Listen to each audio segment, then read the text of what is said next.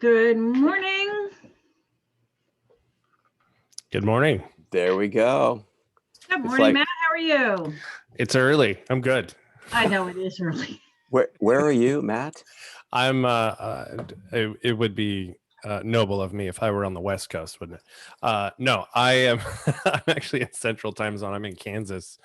Long story there, but yes, very, very much Midwest. And I saw from your bio that you were a professional musician, and now I'm seeing the guitars behind you. Yeah. So you're a guitar player versus a bass player? Yeah, no, screw the bass players. I don't like them. Hey, that's my husband. Except for your husband. You didn't let me finish. I was going to say, except for your husband. No, I was on cruise ships for a few years playing music, mostly singing, and guitar comes secondary, just so I don't have to sing a cappella. So yeah, and it's the best background I've got. So yeah. Love it. And that's even funnier because my husband's first career was as a ship's captain, and nice. He worked on cruise ships, mostly the Windjammer ships in the Caribbean. Nice. Yeah, that's awesome. Yeah, my first contract was the Caribbean. Every beach is the same, but it's still nice. It's still nice. There's still a Diamonds International at every port, So yes, and Colombian emeralds. Right. You can't forget them, right? So yeah, and absolutely. And you know what? I am actually originally, and I will mention this in the presentation, from Connecticut. So I recognize your area code there, Roger. Whoa. One that I used to have when I was a kid. Where in Connecticut were you? Danbury, but I was told never to say that.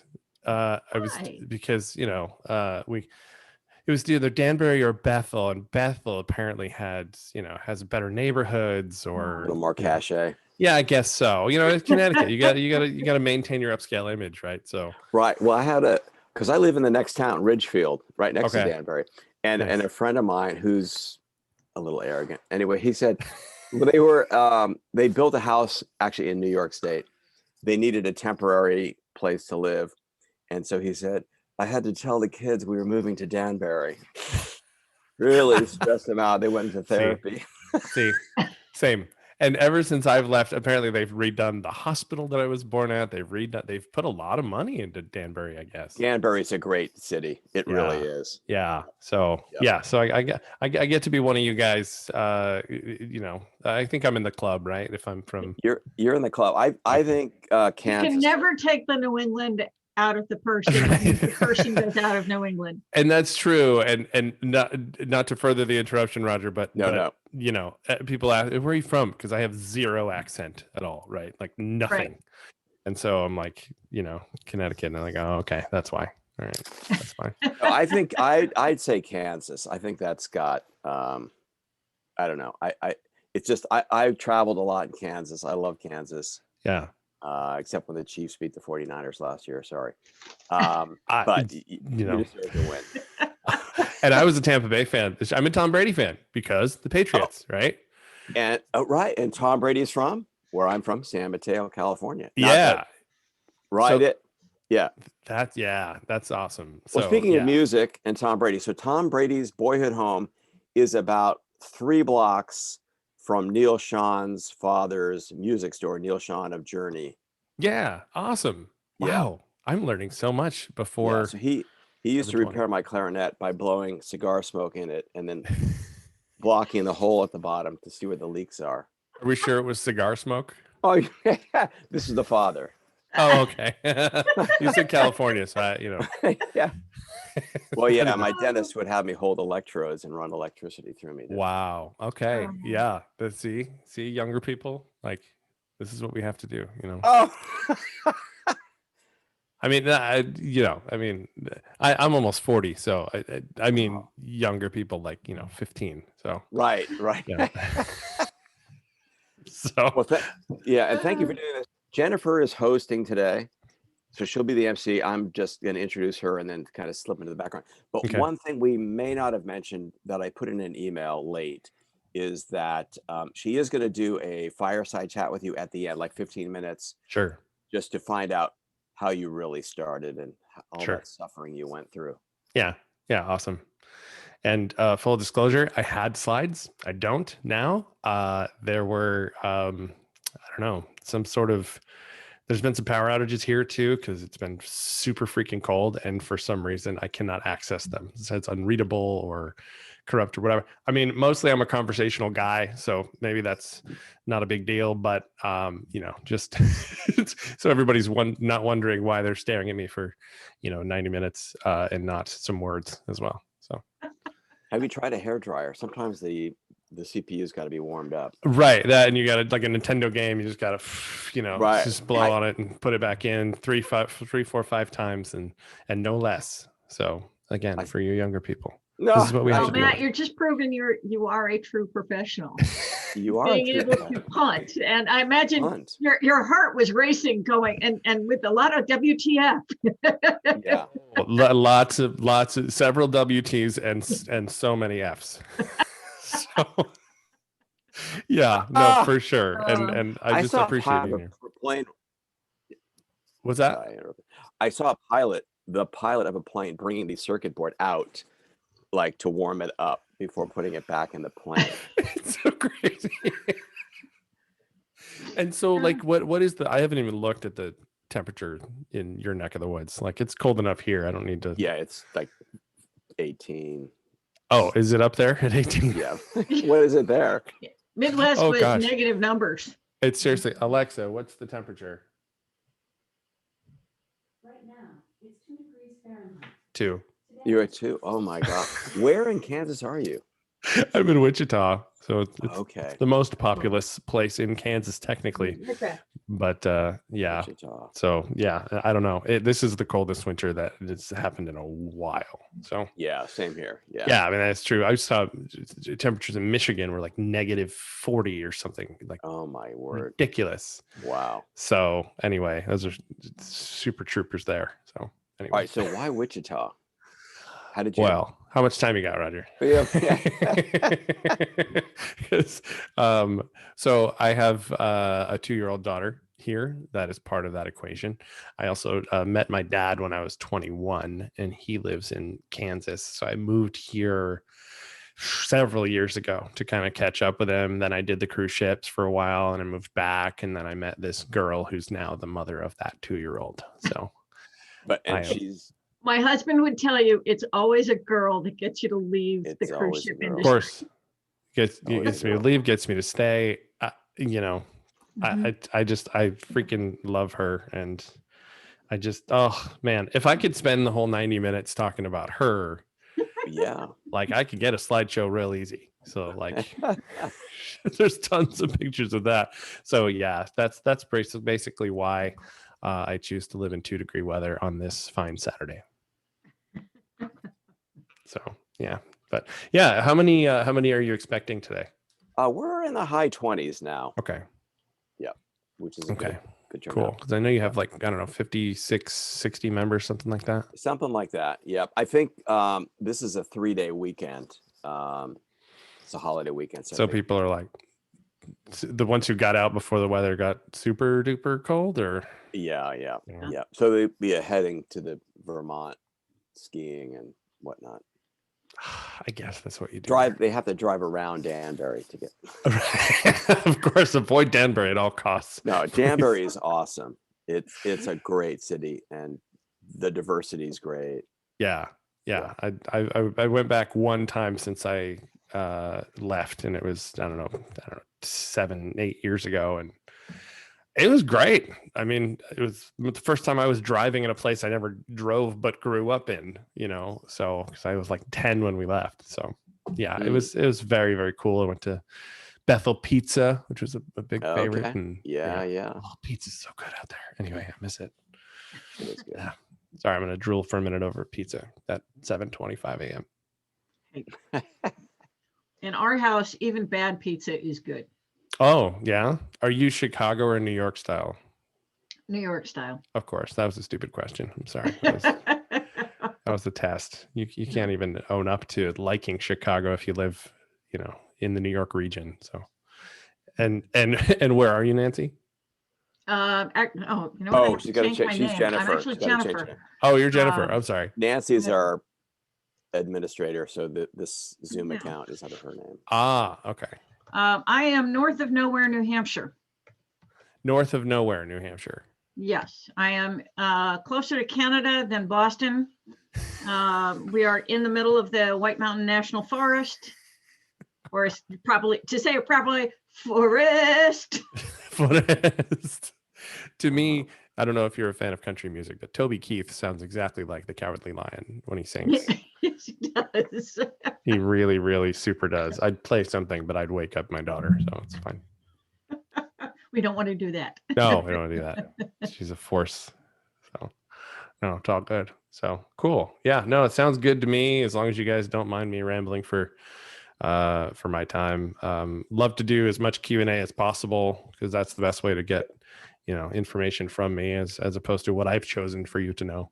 Okay. So Well, yeah. we have 3 people in the waiting room. So Roger, be okay with letting people in now? Yeah. And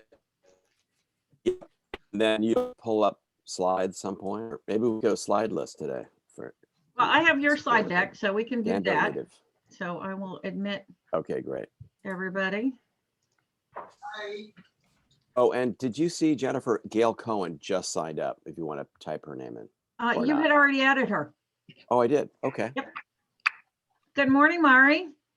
Hi, guys. Can you make sure that I have access to screen sharing, so when I do my little shtick, I can share some slides? Yes, I will do that. I'll do Hey, that Matt, right how are now. you? Hi, I'm doing well. It's early. How are you? How early is it? Where are you? Oh, it's only an hour back. I'm just being a baby. Oh, but you are being a baby about yeah. it. Good It's morning. fine. Morning Star. Morning Good Star. morning, like Star. that's the first time you've heard that today. Morning star. Good morning, Matt. Good morning, Matt. Yes, it is, actually. Give it time. We'll have a few more, I'm sure. There we go. Yeah. I got my Good morning, Jody. Good morning, Nice. everybody. Nice Morning. to see Good you. morning. Oh, nice. Star. Good morning, Mari, Jody. Good Roger. morning. Hello, Jody. Hey, how's everybody? Ooh, Good Jody, morning. you Wow. had your coffee this morning. You got that energy going. I'm still working on mine. I'm a morning person, Star, anyway, unfortunately. I wake up like this. But don't catch me after 8 o'clock at night. I'm with you, Jody. I had a call that started at 8 o'clock one night this week, and I'm like, oh, seriously? I'll be asleep in half an hour. Yeah. I would have Yep. been hard pressed to even fake it. Yeah, I did it anyway. It was still good. Good morning, Joseph. Thank you for joining us. Good morning. How are you Yes. today? I'm good. Thank you, Jennifer. And Good Mark morning, Mark Sanford, Sanford. Good morning, brother, Tricia. welcome. Morning, Doreen. Morning. There's Tricia. Now we can see her. Hi, Jennifer. Good morning. And Mark's got his camera on now too. That's great. Woohoo! That's when we know you're awake, when you officially turn your camera on. You turn your camera on, right? And Pam just joined us. Hey, Pam Richardson, how are Good you? morning. Hi, Pam. Sandra Long's connection worked for the first time all year. I Yes. know. I had to get my virtual assistant to, something was wrong, but I'm good. I'm good. I've been checking all my emails, and I've got my text open. I'm waiting for your text, but it's not coming. Sandra, I see that you finally got the boats into winter storage and you're ready for cross-country skiing there. I've been doing a lot of downhill and cross country. What a year. It's been great. Wow, good for you. Are you a skier, Mary? Mari, I am thinking about getting out tomorrow morning to do some cross-country. Oh, good. But these cold mornings, 18 degrees this morning. Boy, you really got to bundle up so much you could barely move. Well, Matt was telling us that 18 degrees is a heat wave compared to the 2 degrees he's got in Kansas. I'm in 2 right now. There's only 2 degrees out there, just fighting for warmth. Oh, wow. Wow. Oh, And that would be why I did not go skiing yesterday, as it was 2 degrees when I woke up. Yeah. Hey, Star. how are And fair ya? warning, I may change my clothing here with the sweatshirt. So You're entitled. Okay. Some of us are already bundled up. Okay. Good. Yeah, that couch looks pretty comfy. I think you're all wimps. I lived in North Dakota for 3 years. Yeah, Oh, that my. makes us wimps for sure. It was lovely, just lovely. Gail, you win. Yeah, you Yeah, get I it, Gail. definitely win on that one. Yeah, and I had 2 babies at the time too. That was joyful. Mm. Better 2 babies than 2 dogs. I suppose. Yeah, I don't know though. Yeah. Oh, And yeah. Tricia, thank you for the It's email. bad enough you have to bundle yourself Thank up when you. it gets to Thank you, negative Pat. I'm numbers, but sorry having for to bundle you. up 2 children at the same time, yeek. Yeah, and you couldn't let them out to play. You know, I had to have them all the time. Yeah. I don't know. They're amazing though how they go out. My office is across from a daycare. So all week I've been watching these little tiny ones all bundled so they can hardly move, climbing the snow drifts in the parking lot, and that's Oh, they so love adorable. it. Yeah, they love it. I know. I was reading one of those silly emails that started off with things that are normal in your country that is weird in the US.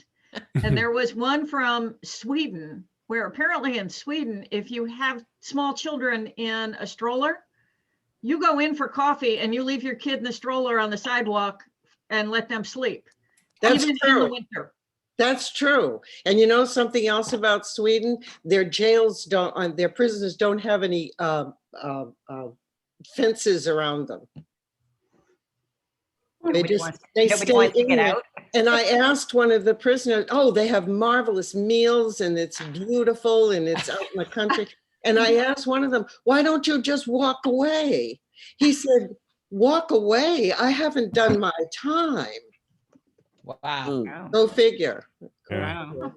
Mm. Oh, good I have morning, a friend- I Claudia. have a- Thank you for joining us. Good morning, morning. Stuart. I have a friend who lives in Finland who swims regularly in the wintertime, What outside, in the lake, you know. fun. Oh, Ooh. How they chop through the ice first? Yeah, they always keep the ice a little bit broken so that they can jump in. Oh my Oh, gosh. golly. Marie, can I ask you a question? All of you, I have you on the screen, 6 of you, about so big. And then I have in the background NSA New England. Do you have the same thing or are you able to see everyone? So if well, right now you won't be able to see everyone because we've got the screen share on. But if you Okay, go to, I'll just have to play with this. yeah, if you go in the upper right-hand corner, go to view and go to Yeah. side-by-side gallery. You should see more people. Yeah, I still have that big NSA thing. I think If you hover right between the NSA and the speakers, you ought to be able to slide the bar thank to you. make that a little bit Got smaller. it. But Got the it. slides are going to go away shortly. Got it. Thank you. You're welcome. Good morning, Darlene. Nice to see you, Kathy. Got your Hi, camera how are on. you, everybody? morning, Darlene. Sorry, yeah. Oh, it is. Hi, Jody. Good to see you. Everybody too. Patrick just joined us. Welcome. I know, actually. Shelley's here. Welcome.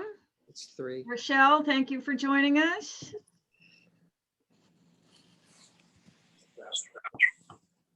Well, Roger, I think we should be mindful of the time and get started. Show on the road. And I've got a very brief part today. It's called the cameo. You're welcome. We are spreading the wealth. We've got a great board this year. And Jennifer Elder is one of those great board members. She is our secretary, great note taker, and friend. And she has been serving on the auction committee, helped out a lot in the prior year. And we, out of the kindness of her heart, that's the problem with volunteering. You do a good job, you're coming back the second year. So she did an awesome job along with Star Dargan, helping us with the auction this year. So I now introduce our host today, Jennifer Elder. Thank you. Woohoo! Welcome, everybody. So glad you're here on this Saturday morning. Thank you for joining us. Our speaker today will be Matt Bauer, who's going to talk to us about lights, camera, edit, all things video.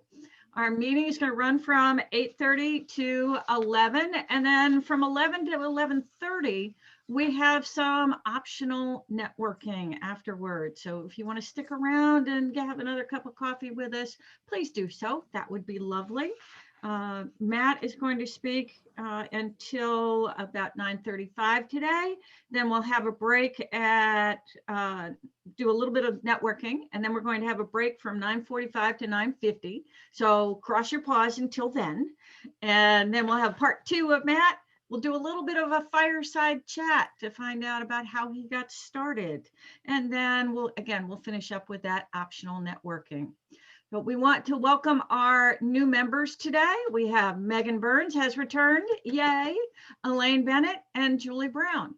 Our guests who are joining us today are Joe Veneto, Kathy McPherson, Gail Cohen, Doreen Newhouse, Mark Sanford, Patrick O'Malley, and Tricia Silverman. So let's give them a big round of applause and say thank you for joining us. Yay. February programs. Today we're starting with Matt, and then we have our deep dive with Mari Ryan, which is a follow-up to answer more questions about Matt's topic today. And then on February 26th, we have the Professional Speakers Roundtable, which This woman is Hampson Webster. I had heard her on one of their programs. Oops. so please mute yourselves right now. Michelle. So Professional Speakers Roundtable is open to any of our professional members, and it is sort of a mastermind where we just meet for an hour and discuss our opportunities and challenges. March 5th, we're going to have a fireside chat led by Matt Ward, where he was going to talk to Pam Garamone, Tamsin Webster, Michelle and has talked myself how great that about man how we is. He was the started first speaker on that in the morning business. program that I had heard. Oh, cool. Excuse me, Jennifer, you can unmute her. You can go into participants and then mute all, because I don't think she might not realize that we can hear her. So in participants, you can, there's an area. Yeah, I just have, I have a limit to the number of screens I can look at between the slides and sure, et cetera. So let me see about getting there. I think she just muted herself, or you did it. Let's see. Yep, I think everybody else is muted right now, so we're good. So let me go back to the slide deck. There it is. Okay. Our upcoming March programs are March 13th is with Deborah Gardner, who is a meeting planner. So she's going to talk to us about what meeting planners want from us. Yeah, she's great. April 10th is Celebrity Service with Jeff Ram. And if you haven't heard Jeff speak, he spoke at National a couple of years ago. He's fabulous with this topic of executive level customer service. It doesn't hurt that he has a fabulous British accent. You could just listen to it all day. May 8th, we have Selling Products with Elizabeth McCormick. And then June, we're going to finish up the year with a session on improv. And Roger, correct me if I'm wrong, that's with Peter Margaritis, is it not? That is not yet signed, but certainly we have the verbal agreement. And as far as I'm concerned, verbal is as good as cash. Well, with Peter it is, and I can vouch for Peter. Peter is what I call my office husband. We do a lot of work together, and he's just wonderful. He will talk to you about how, not so much improv in terms of comedy, but what he calls applied improv, and how you can use that to make your sessions more interesting, more valuable, and engaging. To register for any of these events, you please go to nsanewengland.com/events. And now let's have Mari talk to us about the video showcase, which is coming up in March. So Mari, you wanted to share slides, so let me unshare my screen. And I apologize, there should be 2 dates on there, which Mari's probably got on her slide deck. Sorry about that. There we go. So Mari, take it away. Tell us about this wonderful event. Can everybody see that? So we've got some exciting events coming up. So I'm really excited to be able to share this with you on behalf of the board of directors and the committee, which is myself and Darlene Corbett. Darlene's here this morning. So we have coming up first in our big event of the year, which is on March 19th and 20th. This is your opportunity to create a new professional video. And we all know that so many things have changed in the last year that we really need to have new professional video on a regular basis. For everyone who is unfamiliar with the way we've done this in the past, where we rented a stage and we had audiences, we are doing a completely different approach this year, which is you've got green screen set up with a professional videographer. You'll have one-on-one planning session with the videographer to be able to script and storyboard your video. And we have 2 educational sessions that are going to start. One is this coming Thursday, and the other is 2 weeks from Thursday. So we've got a lot of really good information to be able to help you create your professional video. And we're doing this in a green screen format. So we will be at the Embassy Suites Hotel in Waltham, Massachusetts.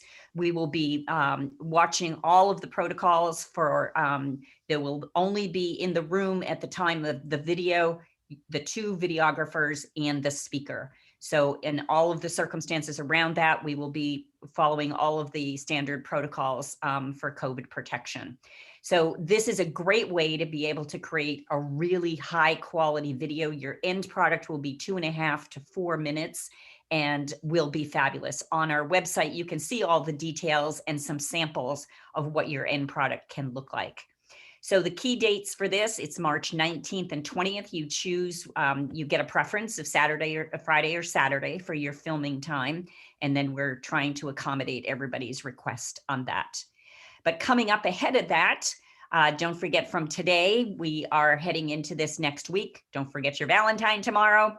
And on Thursday, we have our first of 2 educational sessions to go with this to help prepare you, make sure you can think about not only how can you be your best when you are creating this professional video, but then how do you continue that back in these kinds of settings where you are working day in and day out with your clients.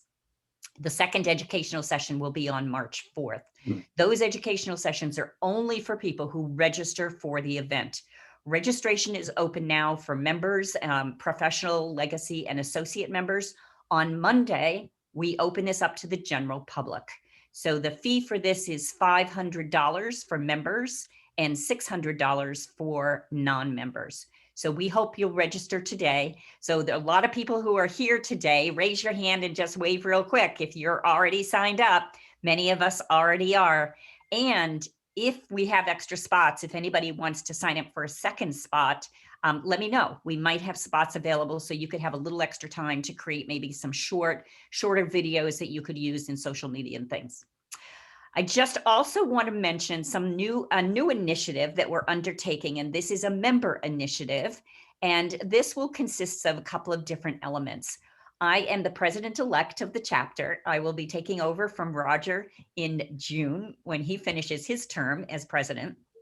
And in order to prepare for next year, we want to know about what's of interest to you, how can we support you, and how can we help you rise in your career as a professional speaker. And in order to do that, we're going to have a series of member roundtables.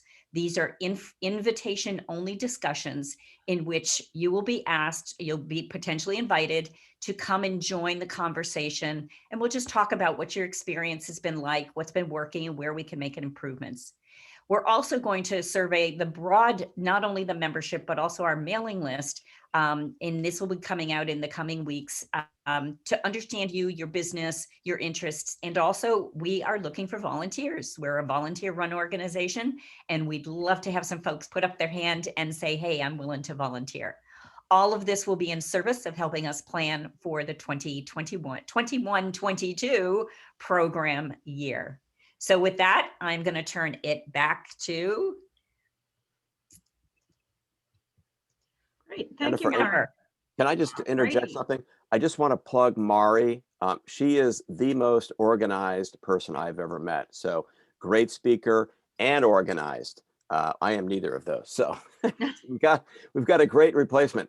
But in terms of her organization and leadership skills, The video program is going to rock the house. Thank you, Maury. But also what you mentioned about volunteering. I have gotten more out of NSA by stepping up and being your president this year and president-elect last year. So if you really want to develop your speaking career, develop great relationships with people like the folks on the call, volunteer. You can do a little bit, you can do a little bit more.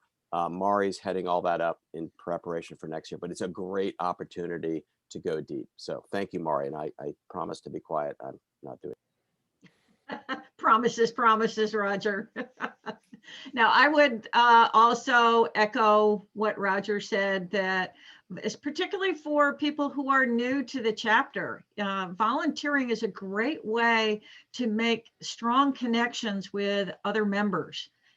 Great way to get to know people who can then introduce you to other people that you might want to get to know. So I highly recommend it. Mari is going to set up some new committees next year, so there'll be a lot of opportunities. So please reach out to her. Mari, do you want to put your email in the chat? So if somebody is interested in volunteering, they could get in touch with you. Absolutely. I'll do that right this moment. Fabulous. So again, our agenda for today, let me just review that quickly, is we will have our first session with Matt. Then from 9:35 to 9:45, we will do a 10-minute networking session where you can get to know one person from our chapter. We will take a break from 9:45 to 9:50. So you cross your pause until then. Matt will come back for a second session from 9:50 to 10:35. Then we will follow that with a 15-minute fireside chat to find out a little bit more about Matt's backstory, about how he got started and what he likes and loves about our industry, and any suggestions that he has on getting started, avoiding mistakes, things like that. Then we will wrap up with some final announcements. The meeting technically ends at 11 o'clock. But again, if you feel like having one more cup of coffee, stick around with us and we will have just some casual conversation. We can talk about some things that Matt's talked about, or just network, or talk about any challenges. It's just sort of an open, informal opportunity to mix with people. So without further ado, let me introduce our speaker for today, Mr. Matt Bauer. He's the owner of Motivational Media, and he is the primary creative behind that organization. His love from capturing stories stems from his past, as what you don't know about Matt is that he was a professional musician. And for the last 15 years, he's been helping others tell stories through their digital media production, motion graphics, voiceover work, graphic design, and audio production. So the full service. Today, he's leading a team of creatives that share his passion for visually stunning storytelling. I love that phrase, visually stunning storytelling. So as speakers, we tell our stories with our words, but I like adding the visual element.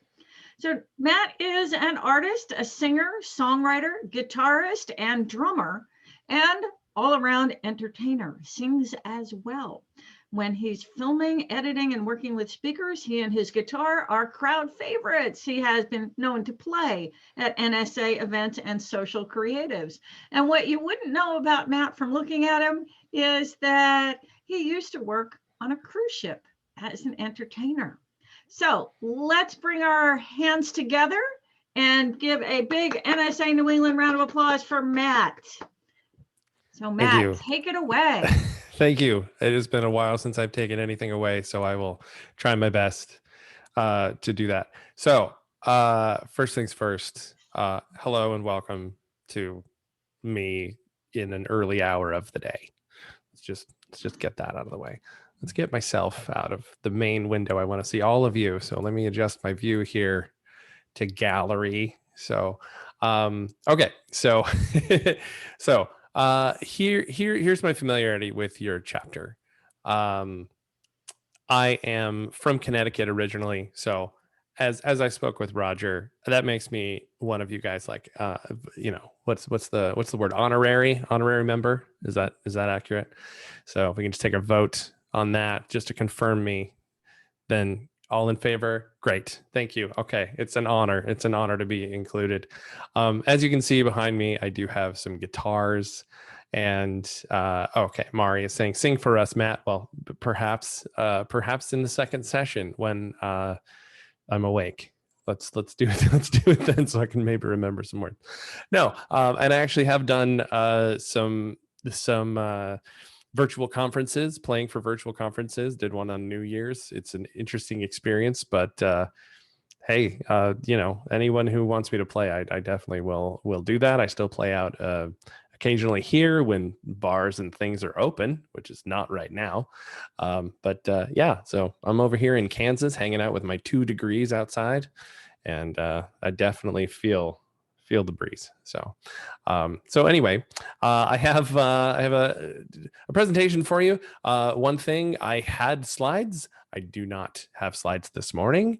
There was some file system issue that I am going to figure out, and tried frantically this morning to figure out, but hopefully you can deal with just watching my face say words for 90 minutes total here. But I do want to do a fair amount of Q&A because I think that's the best, most organic way to kind of go about it. And so today we're going to go through just a few things on video, and some basics in capturing, storing content, how to get it, how to process it, what to do with it, how to choose it, that kind of stuff. And again, totally open to questions. Either as we go, you can totally chime in. I'm not sure what your protocol is as far as ringing in your buzzer during a presentation, but it's totally fine by me, especially if you think it's relevant question enough to relate to everyone as we go. So I'm totally open there. This is more conversational without slides. It has to be. So I'm definitely open to any questions you guys might have. Like I said, I am from Connecticut, so I am one of you guys. I am not a speaker. And I would never claim to be, because I have such admiration for you guys because this is nerve-wracking in general. In fact, this is my first actual presentation. Can you believe it? What's that? What's that? Thank you. No, I'd like to thank the Academy. I appreciate it. I am usually like behind a guitar, so I can hide my gut. First of all, this helps, to have this kind of view here that I can adjust. But yeah, generally I'm behind a guitar, and I generally dress in black or gray because I have the same complex that Steve Jobs had. Whatever's the simplest. I don't want to worry about clothes. So whatever covers all of this. So anyway, there you go. So like I said, this is going to be a little more conversational. But I did manage to grab the first slide here and the last slide from the presentation before I was unable to access it. And so, this was all read to you, which somebody else wrote. And, honestly, I can't even read it without laughing. So basically all you need to know, as you already do, is that I've been working with video for a very long time, since high school, which was years ago. And so, I've been working in the speaking community exclusively for the last 5 years as of February 1st. I love this community, and can relate a lot, obviously, being a performer. And so, yeah, that's basically all you need to know about me. And then the last slide here is featuring my newly 2-year-old daughter. That's Holly. On the right side there, she is hopefully still sleeping, but we'll see. We might get a cameo. So, and then just a friendly reminder that I am the friendly video professional who is not a speaker and does not do presentations. So that is full disclosure and expectation management. That is all my contact info, and of course you can get in touch with Roger or Jennifer or Matt Ward or the internet to get in touch with me as well. So. And thank you, Joseph, for typing in the chat that you love my daughter's name, and I agree with you. So thanks very much. So let's get back to, this guy here. So, all right, let's go ahead and get started. So again, we're going to have, so I'd like to dedicate some time to, in addition to the fireside chat, to do a little more Q&A in case you have video questions. I totally want that to be, a focus as well. So again, I do speak, organically, conversationally. Let's have a chat. I'm like the guy in the, around the campfire with the guitar. Like, let's just have a chat. I've been that guy many times. So here's how I see it in video land. I like to tell stories. Like, I like to tell the why, first of all. If you're a speaker, you got to know your why. And I think that's what needs to shine first and foremost in your videos, in whatever you do, in anything that you do, is your why. That's got to come through. So I say that because that is the way that I construct sizzle reels, virtual reels, any kind of anything really. And so while you were talking about the video showcase, I actually have a facility here. It's a full theater that I will film clients, from multiple angles and basically do a showcase, just kind of a one-on-one, and you get the full day sort of thing. So if there's ever a need for that, just let me know. It's right here in Wichita, and we can rent it for the day, and it's not a big deal. You just got to get here. And it works out well for me because I don't have to fly. You might, but anyway, just want to let you know that's an option as well. So I see 3 groups of speakers when it comes to video. So group 1, and you can kind of self-identify here. Group 1, you're extremely tech savvy, right? You have great video, great technical knowledge. You love producing and editing your videos. Anybody in group 1? You just raise your hand, or okay, a couple of you in group 1. All right, group 2, you need great video, but you're not exactly sure what you need or how to do it, and you may want to try doing it yourself. Group 2 people. Okay, a few more of you. Group 3, you also know you need great video, but you can't stand reviewing hours and hours of watching yourself on tape. Tape, I'm dating myself here. And you have zero interest in producing your own video. So if this is you, let me know how I can help, because that's my main client. People were like, I can't do it. Like, all right, I got you. So this one is mostly going to be for group 2, this presentation. But group 1, the tech savvy people, you might find this below your expertise, but that's okay, because you might learn something new and you might be able to contribute. So we're all brainstorming here. So like I said, today we're going to talk, mostly to group 2. These are speakers who know they need video, but aren't necessarily sure what the steps are to create their own videos. So, and I'm going to go through some components, to put some stuff together, whether you're on a PC or a Mac. I probably should have gotten that information ahead of time, because the path to success for each one is a little different. So I do have a question here. Do you have a formula for telling your why in a sizzle reel? Yes, it's a bit of my secret sauce there, but we will absolutely get into that. I think in the second session, where I kind of go through some reels that I've done, and maybe actually this is a good time to bring this up. If anybody has an existing sizzle reel that they would like to be in the hot seat for, I will absolutely go through that here live with you guys, and kind of comment on enhancements that could be made. I will say, not critique. We don't use that word. We just, comment on enhancements. So you guys with me so far? Cool. All right. You look nice and warm. I like this a lot. I'm feeling warm just by watching you. So anyway, so, getting video. This is what you need to do first, obviously. So you got a few options. We'll start with the basic ones. Maybe you got to do a promotional video for your client, like, the 30-second one that I did for you guys. Like, hey, I'm so happy to be here, or, happy to be nominated, for this job, or thanks for, giving me the job. I'm looking forward to being there, kind of a greeting video sort of thing. So simplest way to do that is use your phone, your iPhone or your Android phone. But with that, and with everything, lighting is huge. It's everything. And so another one of my little ground rules, by the way, is do as I say, not as I do. So this background, a little dark. I am better behind the camera. So if I'm giving you some pointers or tips here, don't compare your situation to mine, because A, you probably have a better one already. And B, I am not the role model, we'll say, for any of the tips that I'm going to give you, but definitely take them to heart. So anyway, audio quality is huge. So I don't know what you might have. I am curious, what kind of is it allowed to kind of ask the group a question? Is that all right? And get some responses, or is this kind of a one-way thing for a while?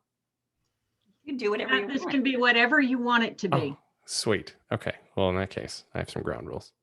No, I was just curious, I guess my main question is, like, what piece of equipment has anybody bought, like, in the last 6 or 12 months that is a game changer as far as upping their video and audio game? Like, has anybody bought certain devices, certain microphones, certain video equipment?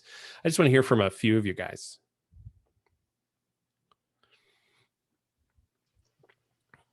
Okay, Mari says Samson mic that you really like. Okay, Sony A6100 from Jody. That's a great Sony camera.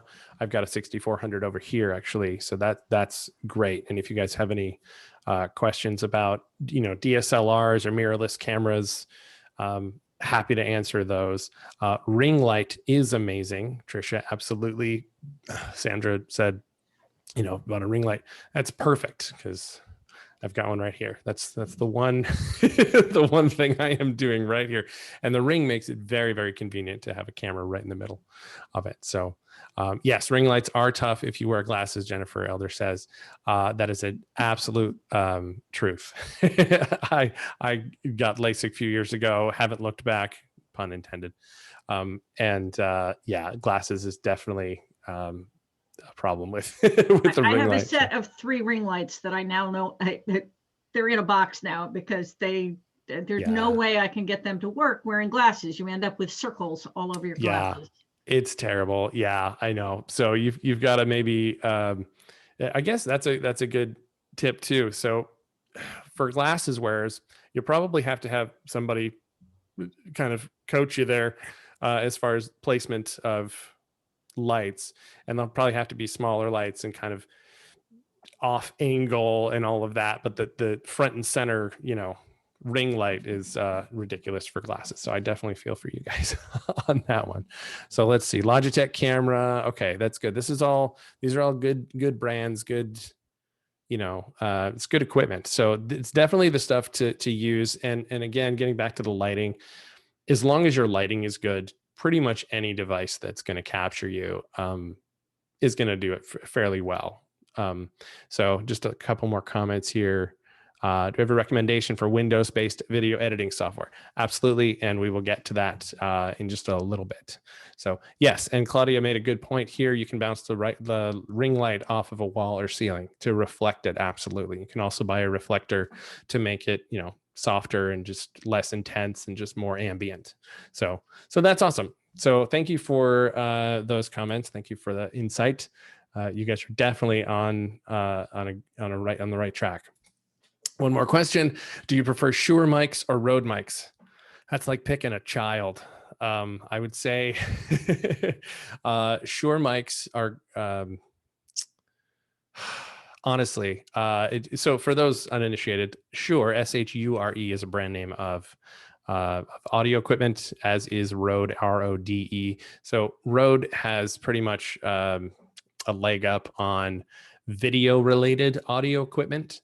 And so I do use a lot of Rode gear. I have the Wireless Go, which is I highly recommend that. It's like $199, $200. That Rode Wireless Go is excuse me, is awesome.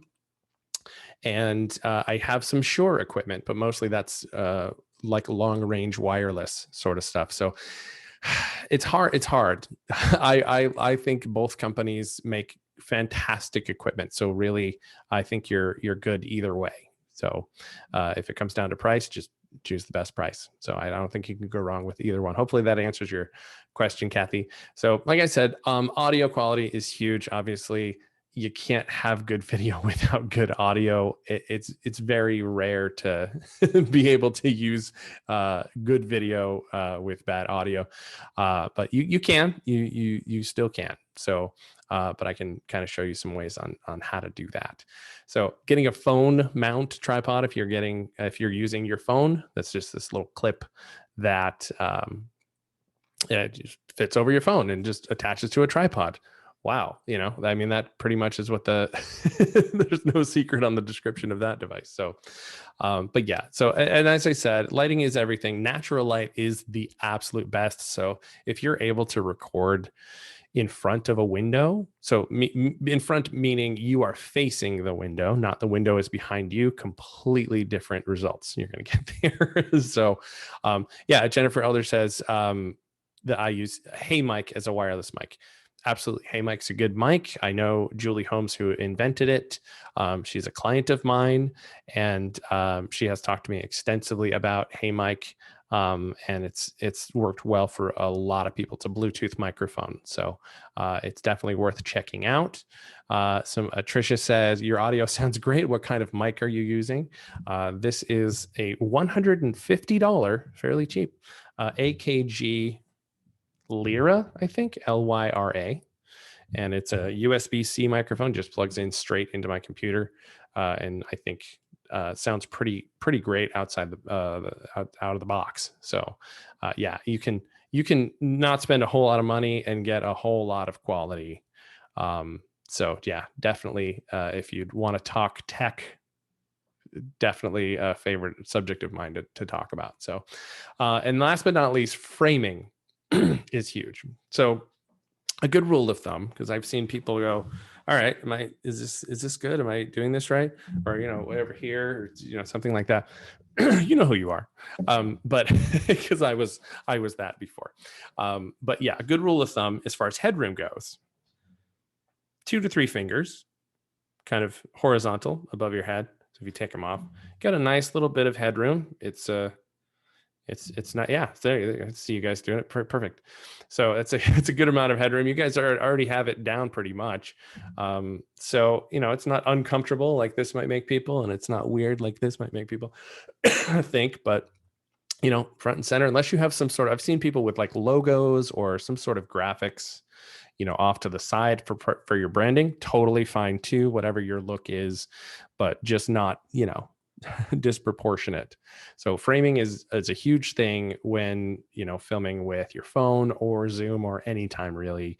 But since we're on those subjects, that's pretty much it. And you can see yourself at all times with Zoom, and so it's fairly easy to do that.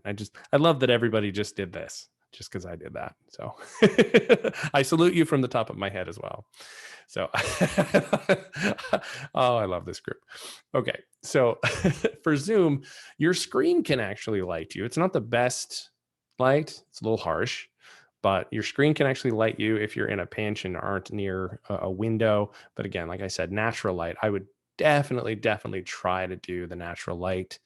And it's really unbeatable. There are some lights that can replicate it, but they're not cheap. So natural light is the cheapest and best that you can get. Zoom actually does a fairly good job of adjusting for audio and canceling noise, and just making not so great microphones sound pretty decent. So take that for what you will. I had a question here. What is my earpiece? This here is probably a 10-year-old's Sennheiser $29 set of headphones. So that's probably not the answer you're looking for, Roger, but it is what it is, whatever works. So it's just for reference here. So but thank you for asking. So let's say you don't want to set up your ring light. So you're just going to do a quick video using Zoom because you have the Zoom Enterprise account. Am I right? So Zoom can have that annoying delay between video and sound. So if it's one of those clients you're trying to impress or send them a specific pitch, you might want to sync it up, and you can do that in pretty much any editing software, but that's just something to watch out for. So if you're filming yourself on your computer, you'll want a program or application that can handle multiple video or multiple audio sources. And so, I think you've probably heard of OBS, and you've probably heard of Ecamm. And this is a topic of discussion that has, well, it's driven people nuts, and it makes sense to some people. So I'm using OBS to speak with you here, so I can't exactly show you how to use it. But if you, I'm more than happy to schedule something with you to give you a primer or whatever and answer any questions. I just want everything to work for you guys. So absolutely, just let me know. So let me see, I have a set of clear buds that I love and can't be seen when on video. That's actually great, Mari. And if you want to let everybody know what those are, if you're willing to share that secret, I would be interested as well. So Jody loved my Ecamm. Absolutely. Here's the thing. Ecamm Live, really is what it's called, is fully featured, like probably the best solution you can have for this. So, and just to back up a second, like if I were to have myself in a little picture-in-picture window, and then my slides out here, and then a lower third, down here, or something over here, I can arrange all of that in a program like OBS or ManyCam or Ecamm Live. So as opposed to using Zoom, which is fairly limited in, I want to share this. Well, now I have to unshare this to share this, and you can only kind of have one thing at a time. This gives you multiple options, and there's tons of plugins and insert things from other services that you can use. And so definitely worth checking out if you have kind of a lot going on. But yeah, absolutely is Ecamm the winner there. It is also the most expensive. It's also the only one that's a monthly or yearly fee subscription versus just a lifetime purchase like ManyCam is. So for those wondering, my choice is ManyCam because it's a lot more user friendly. And so I happen to use OBS because that's just how my brain works. I come from a Windows environment where I'm used to having numbers and letters all over the screen, and I can make sense of them. So anyway, if you have any questions about any of that stuff, please let me know. Again, I just want to make sure there's no roadblocks for you guys in recording your content. So if that makes everybody good with all that. Cool. Okay. Just checking the comments here. Sony RX something was recommended to me, but the audio is horrendous. Is there an ancillary piece of equipment that I can attach to the camera that will improve the sound quality? Absolutely. So anything, if you have any camera that has like a red jack, basically, it's an input jack, the microphone jack. You can attach any microphone that obviously uses that jack. It's like a headphone jack. The Rode Wireless Go is absolutely my choice there to connect. It actually goes in the shoe. I say shoe, it's on the top of the camera. The shoe of the Sony RX something or any kind of DSLR that actually will attach there. And it's just a little square, little box. Wish I had it in front of me. It's a little box that you just wear, and it's just pristine. And so the best $200 I think that I've ever spent. So that's what I would do. Hopefully that answers your question, Joseph. And that, can wireless mic on lapel cancel out noisy neighbors, mowing, or dogs? Carol and Small. How do you sleep?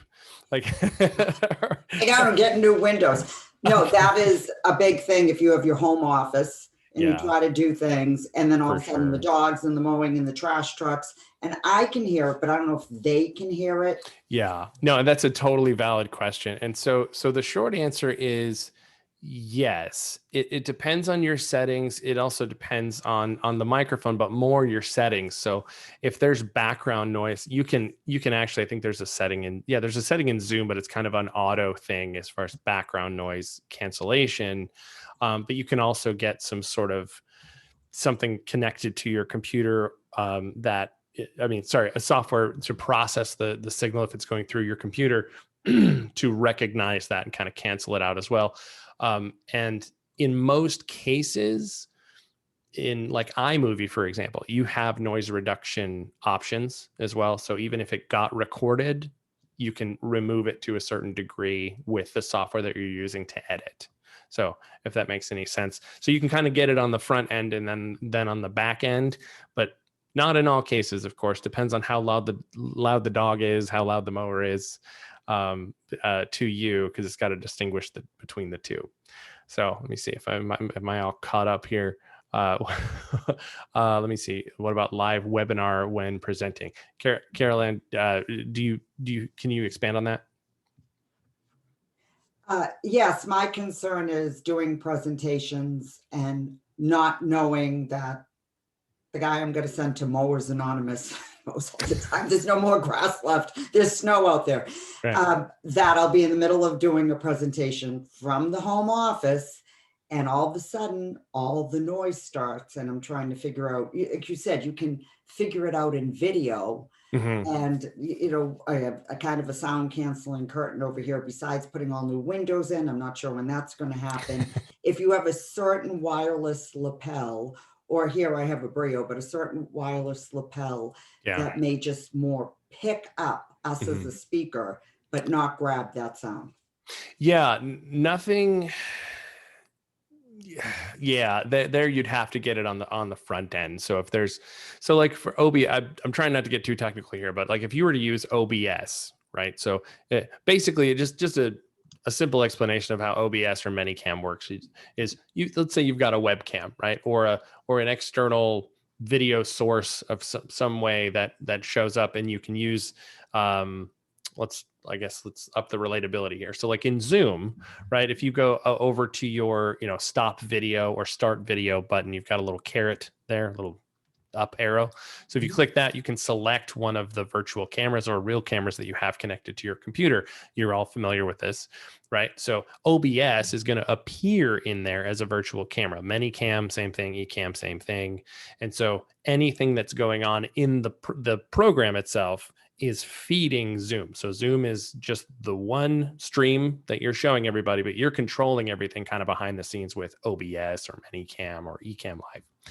And so when you do that, you can have, like I said, a webcam, you can have a photo, you can have a video running, you can have any kind of graphics, you can have just whatever you want to set your virtual stage to, basically. And so as part of that, you can have plugins, and plugins basically are just processors for video and or audio. So you can have a plugin that filters your audio and tries to filter that noise out as you're streaming it. So that's the only way that I would know of to kind of attack that problem in a live setting. So does that make sense, Carol-Ann? And is it Carol-Ann? Because I keep calling you Carol-Ann. It might just be Carol. No, I'm going to start putting the two words together. Okay. I never put a space in. I've been explaining it my entire life. Right. I'm Should have sure. like Madonna. Right. Yes, I have a Logitech Brio camera, and I have the Bluetooth, but I'm going to get a wireless lapel, and that has been a big concern with the noise. And I do have on the door a noise canceling curtain, maybe takes 30% down. And then those might be behind me. That's like a big concern, because now when the summer comes, people have been behaving, but once everybody comes out again and cookouts and whatever, even though we're set back, I'm really concerned they'll be in the middle of something and there goes the dogs. Yeah, no, for sure. And I guess that's why I was wondering if there's like a wireless camera, have Zoom, I'm doing something on WebEx, something like the best wireless, maybe lapel or the way it's set, that might cancel out the possible background. Gotcha. From the mic level. Yeah. I've had good luck with like I said, the Rode Wireless Go. I also have I record with, or stream, I guess, sometimes with a Rode Smart Lav Plus, which goes straight into a phone, or there's a little adapter you can use to go into a camera, whatever it is. In general, those have been pretty good with just picking up, things within just a few feet. There's a little bit of bleed noise in there. So you're not gonna find a whole lot of options from a microphone perspective as far as reducing that, because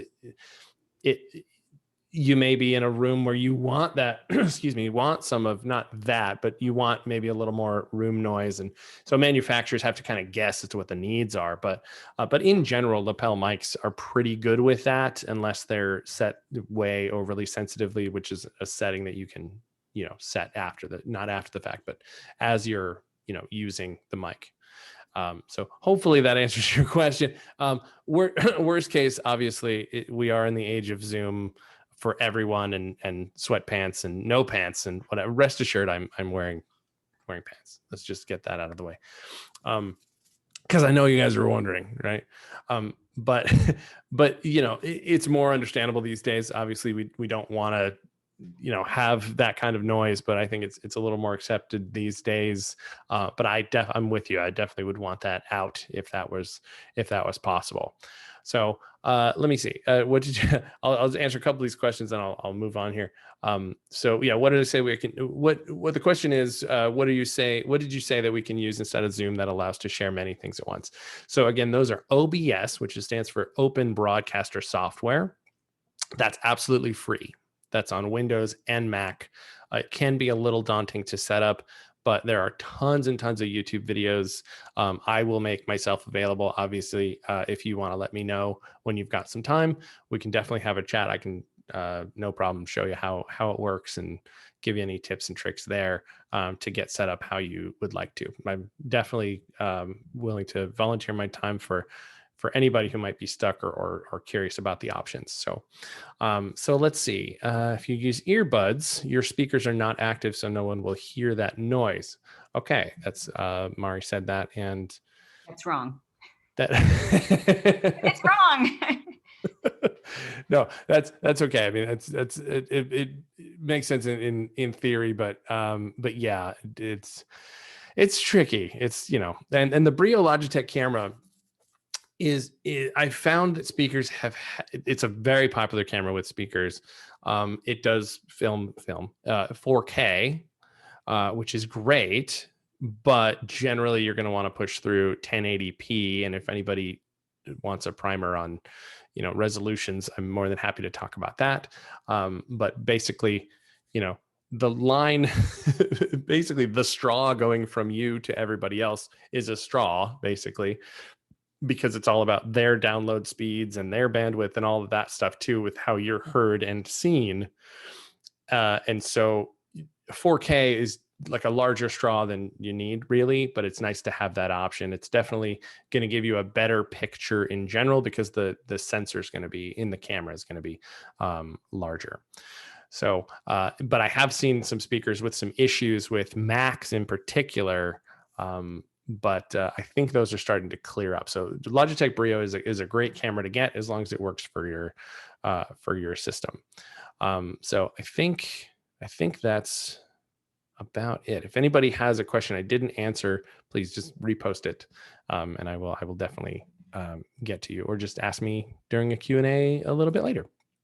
So those are the options, is basically just filming yourself, and so pretty much whatever you use, Manycam, Ecamm Live, OBS, or if you just use your phone, it's basically just a digital stage. And so you can kind of set that up. That's what kind of happened with this whole pandemic, is everybody's got the same stage now. And so it's been very interesting to see. That's what I first thought way back in March. That's the first thing I thought of, was I was like, wow. So we have, folks like Dan Thurman and Connie Podesta and big stage people now here, like everybody's here. So content is king now. And so if you're, if you relied, the general you, relied on, visual things or audio things or what, stage presence, we sucked you into this itty bitty living space here, and you got to kind of juggle with all that and make it work for this rectangle. I just think it's interesting and kind of gets everybody on the same level. Curious, actually, if I can take a minute to ask, has that been a thought in anybody's mind there, as far as everybody being on the same playing field? How has that, kind of shaped the way that you present? I just want to take a minute if anybody wants to chime in there.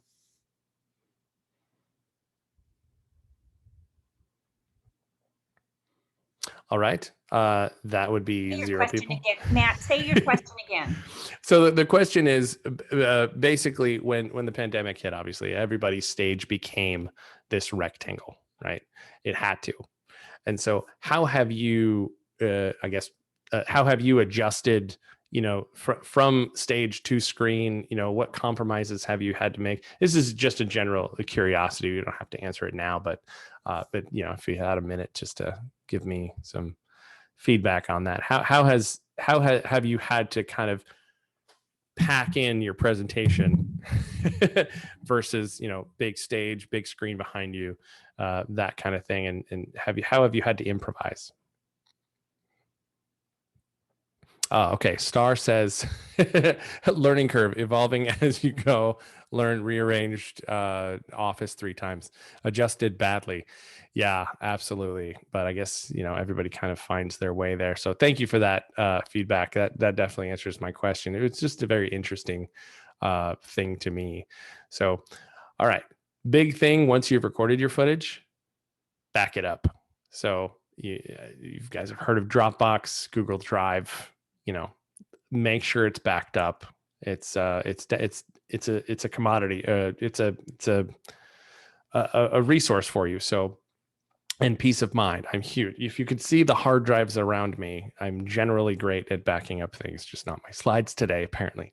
So anyway, so thanks for thanks for grinning and bearing that with me as well. So yeah, back it up. That's first and foremost. So then, you got to assemble a great reel or a promo video. So you got to decide on the puzzle pieces or the ingredients you want to include. And these are basically you're going to have 3 different video formats, we'll say. So you got your sizzle reel, you got your demo reel, and you got like social media videos and other promo videos. So the difference, if you're unaware, the sizzle reel is basically a video brochure of yourself. It's what you do. It's a little bit how you do it without giving away your secret sauce. It's the impact or results of you doing it. So this is, video testimonials, written testimonials, clients that you've worked with. You're going to want to include an intro, a call to action at the end, short sound bites, underscoring music, photos, text, titles, animation, like I said, written testimonials, video testimonials, and maybe some of the big name clients you've worked with. Definitely audience footage is a great thing to have. And it's pretty much golden, that type of footage to have in a reel, especially something that was filmed in the last year, because good luck with your audience footage for your live events in the last year. So anyway, and like I said, an ending call to action. So all of that stuff, it's a very involved process, this is a reel. Then you kind of have a step down from that, or just a basic level demo reel. And these terms are, they're interchangeable in some circles, but that's kind of how I differentiate. It's a sizzle reel and then a demo reel. And a demo reel is basically a collection of clips, one right after the other. It's got minimal flair. Music is optional, although I'm a huge fan of music, and we will get into that as we go here. But it's basically just giving a sampling of what you do, no frills kind of thing. You're still going to want an intro and an ending call to action just to get booked. But in between, it's basically just a bunch of clips. And this is great for like longer stuff too. Like if you have an anecdote or if you have a story that proves your point. You can include this in a demo reel. They can usually go, up to 10 minutes or so. Depending on the the attention span of the meeting professional that might be watching it. Of course, we know that can vary. But as opposed to the sizzle reel, which is 3.5 minutes, I would say. I wouldn't really go over that, but we can talk more about that. So social media videos, these are great for showing up a part of your presentation, kind of as a teaser sort of thing, maybe one story, uninterrupted for, 2-3 minutes. I see some questions coming in. I'll get to those in just a second. So the goal of these social media videos is basically to give people, like I said, a small taste of what you have to offer. And so the ending call to action will drive them to your website and your sizzle reel. So you like that, we'll give you a little bit more so they can book you. And that's the whole goal, obviously, of this. So, and the more quality social media videos you have out there, the better your reach will be. So you can find folks who might be searching for your topic or expertise online. You might make somebody's day. You might get booked. Who knows? But social media videos are a great way to kind of get your arms out there, as many places as you can, just with a little clip of anything there. So it's kind of like, dividing a cow up into like meat cuts. I couldn't find a better better analogy for this, but I'm using it. So, you got your sirloin, your ribeye, your all the things and all the stuff. I don't know every part of the cow, but yes, it is a Kansas analogy. Thank you, Roger. I appreciate that. That's great. Didn't even think about that, but yeah, so you can use pretty much, let's say you have like a 45-minute keynote or a 60-minute keynote. So in fact, I think I'll save these questions. Sorry to pause myself there, but I think I'll save these questions for the Q&A part and just kind of answer them one after the other. That would be my daughter in the background. And no, I can't filter out that noise. And I don't want to, because you guys should hear her. She's amazing. I love her. In case you missed, I'm just that glowing dad right now. I think so. There she is again. So everybody got that. All right, cool. I'm just going to gush as much as possible for as long as I can. So anyway, like I said, if you take a 45-minute to an hour keynote, bring her on. Okay, maybe she might come downstairs. If you take a 45-minute or hour keynote, you can pick out so many little clips for a sizzle reel. You can pick out longer clips for a demo reel, and you can pick out, standalone clips for, YouTube, LinkedIn, Facebook, wherever, just from one keynote. You can also, and I've kind of just started doing this, transcribe your keynote entirely. Go on Temi or Rev or otter.ai if you use that, and get it transcribed. And you can use that content as a blog. You can use part of that as a blog. So you can kind of repurpose that as well. You can just use the audio as maybe part of a podcast. So you can pretty much use every part of this cow. I'm sticking with that analogy. So there you go. So Mari says, I have a great transcriptionist, a real person. Wow. That I use for transcribing my videos. Okay. So hit up Mari for her person. And apparently she's in Chicago, which I can't imagine is much warmer than I am right now. So anyway, does that make sense? You can kind of basically take one keynote and turn it into so much content to get yourself out there. And you can do that with, some basic editing tools. Excuse me. But yeah, like I said, there's short clips for sizzle or demo reel, longer clips for, a demo reel or YouTube. Audience interaction shots can be used in pretty much anything. Like I said, they're pretty golden. So you can transcribe it. I was trying to think, there's that, you can poke it, you can prod it, you can twist it, you can, that was a failed metaphor, but I've got time. I'll catch up to the metaphors. Camtasia is, Mari, a great software for video editing. It's not the cheapest, but it's been around a very long time. And I have used it. It's perfect for screen recording and there she is and presenting. So so definitely check out Camtasia if you're willing to part with some money to invest. Okay, DHC to everyone. Is Final Cut Pro viable for this use? I will say, if you can use Final Cut Pro efficiently, you are not in group 2 or 3. you're in group 1. The thing with me, and I'm not going to pretend otherwise, Final Cut Pro and iMovie, the logic involved in the clip organization and the editing, my brain doesn't do it. My brain can't work that way. I use something called Adobe Premiere Pro, and there is something called Adobe Premiere Elements. I can't exactly recommend Elements. It's a bit clunky for me. So I would, this is to your, who is DHC, by the way? I don't. Sorry, I forgot to put my whole name in. I'm Deborah Henson-Conant. I'm here. Oh, gotcha. I just happen to have Final Cut Pro. So, but it is hard to organize the back. It becomes a big mess. I would say, yeah, some people, it really depends. I don't know if it's a right brain, left brain thing, but it's a whole different kind of logic. And I'm sure Apple's got a point. Apple makes this software, by the way, for anybody who doesn't know. I'm sure they have a point that it works that way. I have tried because there's some tools in Final Cut Pro that I would love to use, and it is a better interface than Adobe Premiere Pro. But the way that my brain organizes things and works and workflow wise, it totally works better with Adobe Premiere Pro. So that being said, yes, Final Cut Pro is absolutely viable for that use. YouTube is a fantastic resource for learning any of this stuff.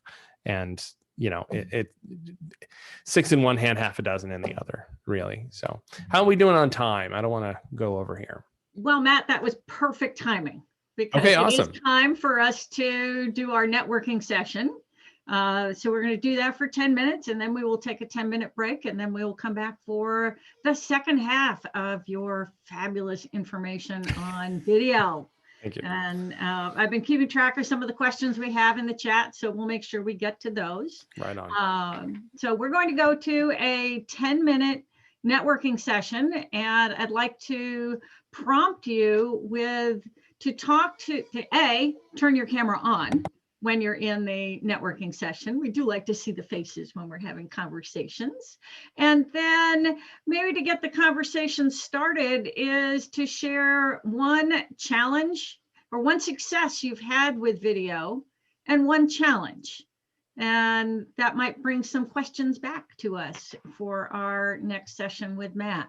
So I'm going to put you into the breakout rooms. Please join them, go chat, be social, and you'll get a 1-minute warning when you come out of the breakout rooms, and then we will go to our break. So time to go chat, turn those cameras on, and we'll see you then. 1 second. There we go. Okay, perfect.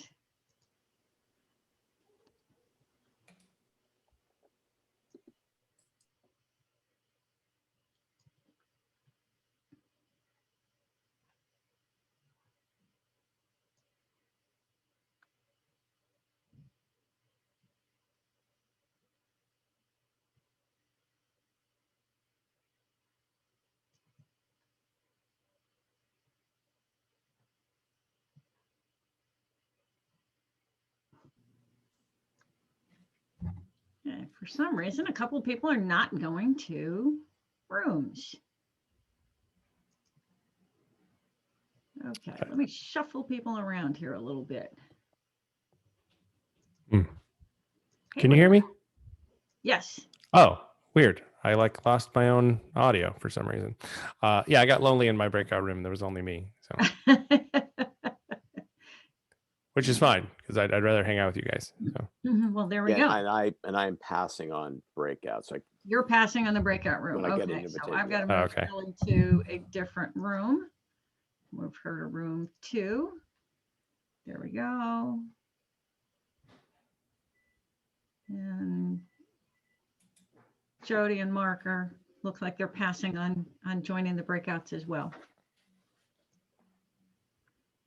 This is the cool kids club at this point.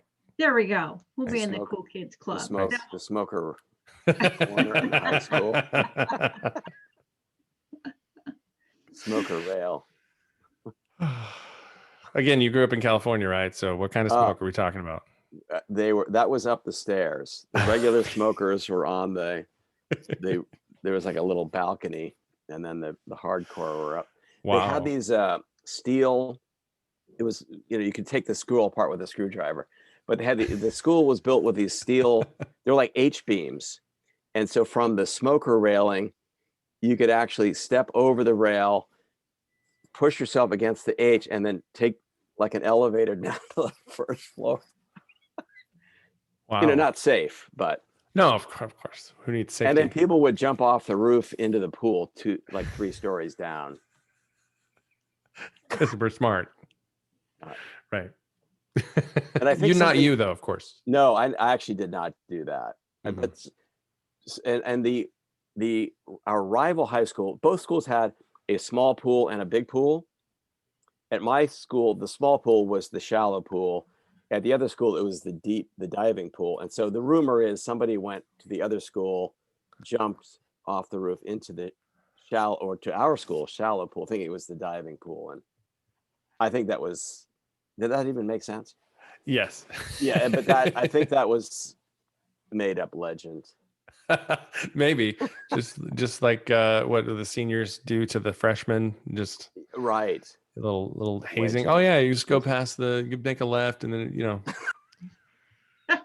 you walk into the bathroom or whatever. Right. Yeah. Not that I ever did that. Right? No. Are you feeling a little bit more comfortable, more awake now?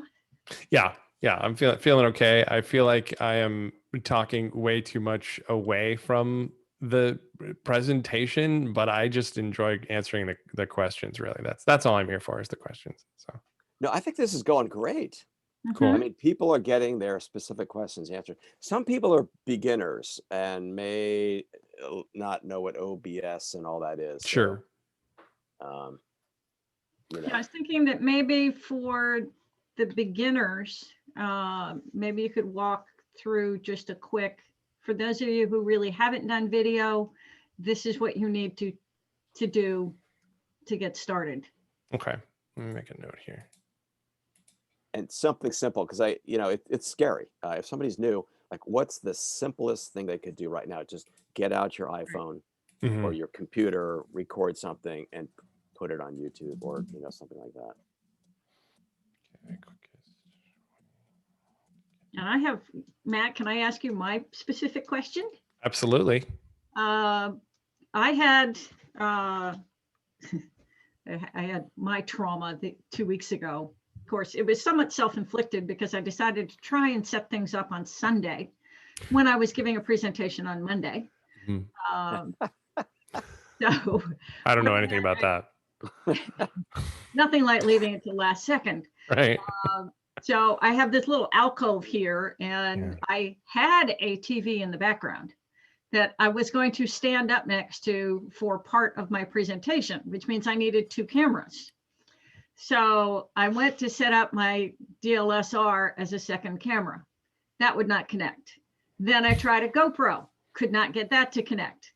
Then I tried my phone, and at 3 a.m. on Monday morning, I gave up because I could, 3 different sets of issues. Right. And I just decided the world is trying to tell me something. Yeah, that's a sign. Yeah, for sure. And I probably, the world is probably looking at me going, really, Jen, did you have to wait until 3 a.m. to get the message? It's a sign. Always. A sign to go back to accounting. Right. Yeah, exactly. Right. Like corrupting your slides the morning of the presentation. I totally get it. Yeah. So what's really the DLSR is the one that I want to connect to my laptop. Okay. How is it connect? You said it is connected, but it's not working, right? My laptop would not recognize. Okay. What is the laptop? How old is it? Is it a Mac? A year and a half old.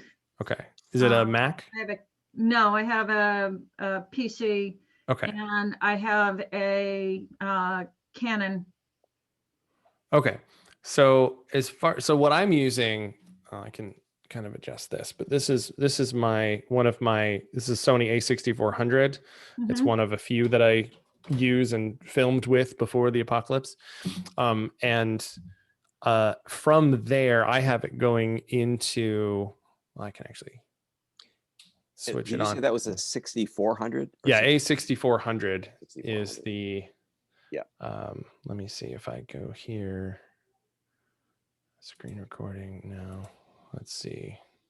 Yeah, that's that's it, but it's in 4K mode, and so it's only showing part of Oh, little screen. this, and yeah, so you can see kind of the difference in quality there. It's pretty sharp there, and so I have that going. Get that off because that's annoying. I have that going through a USB plug, which is it's basically a cam link 4K, and so it's by Elgato. It's like $100.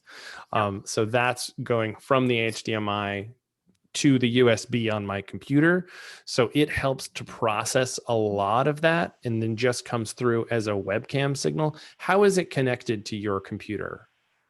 How is your camera connected to your computer? Just with one USB cable from the camera? Yeah, I had it's HDMI cable from the camera, and then I have an HDMI to USB adapter.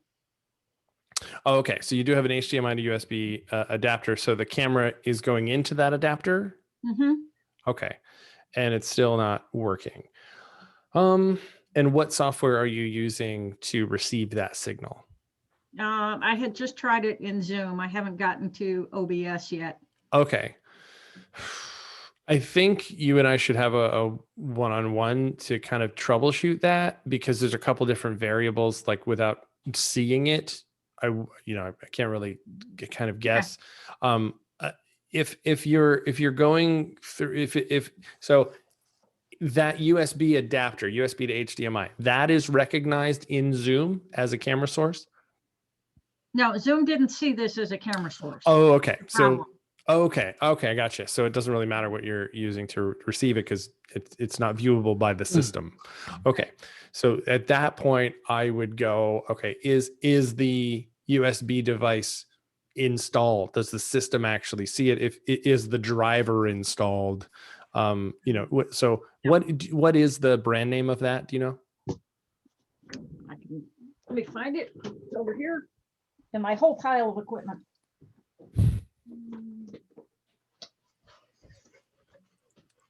It is, it doesn't say. It just says HDMI video capture. Oh, I see. Has a little. Okay, it's kind of a generic one. Yeah. That makes the situation a little more hairy. I think, I'm assuming it was an Amazon purchase. Yes, and now that I'm, the things that you don't pay attention to, there is a driver CD. Okay, so I obviously need to download the driver first. Well, maybe it depends. That's what I mean. Like, who's the manufacturer? You're like, who? I would go to the manufacturer's website and get the latest driver, as opposed to using that disc, which might be like from the 70s at this point. And so it might be a little outdated, but that would be my next step is yeah. So if I were in your system right now, I would go to device manager. So you just hit start and then type DEVICE, device manager. And then if the device is plugged in and there's some sort of line item that has an exclamation point next to it, then the driver's not properly installed, and that's probably part of the problem. But if it is installed, then I would look elsewhere in system settings and things like. Anyway, there's a few variables, but I'm happy to jump on a call with you and troubleshoot that whenever you have time. Okay, well, our breakout rooms are ending. We have a few people to come back yet. Awesome.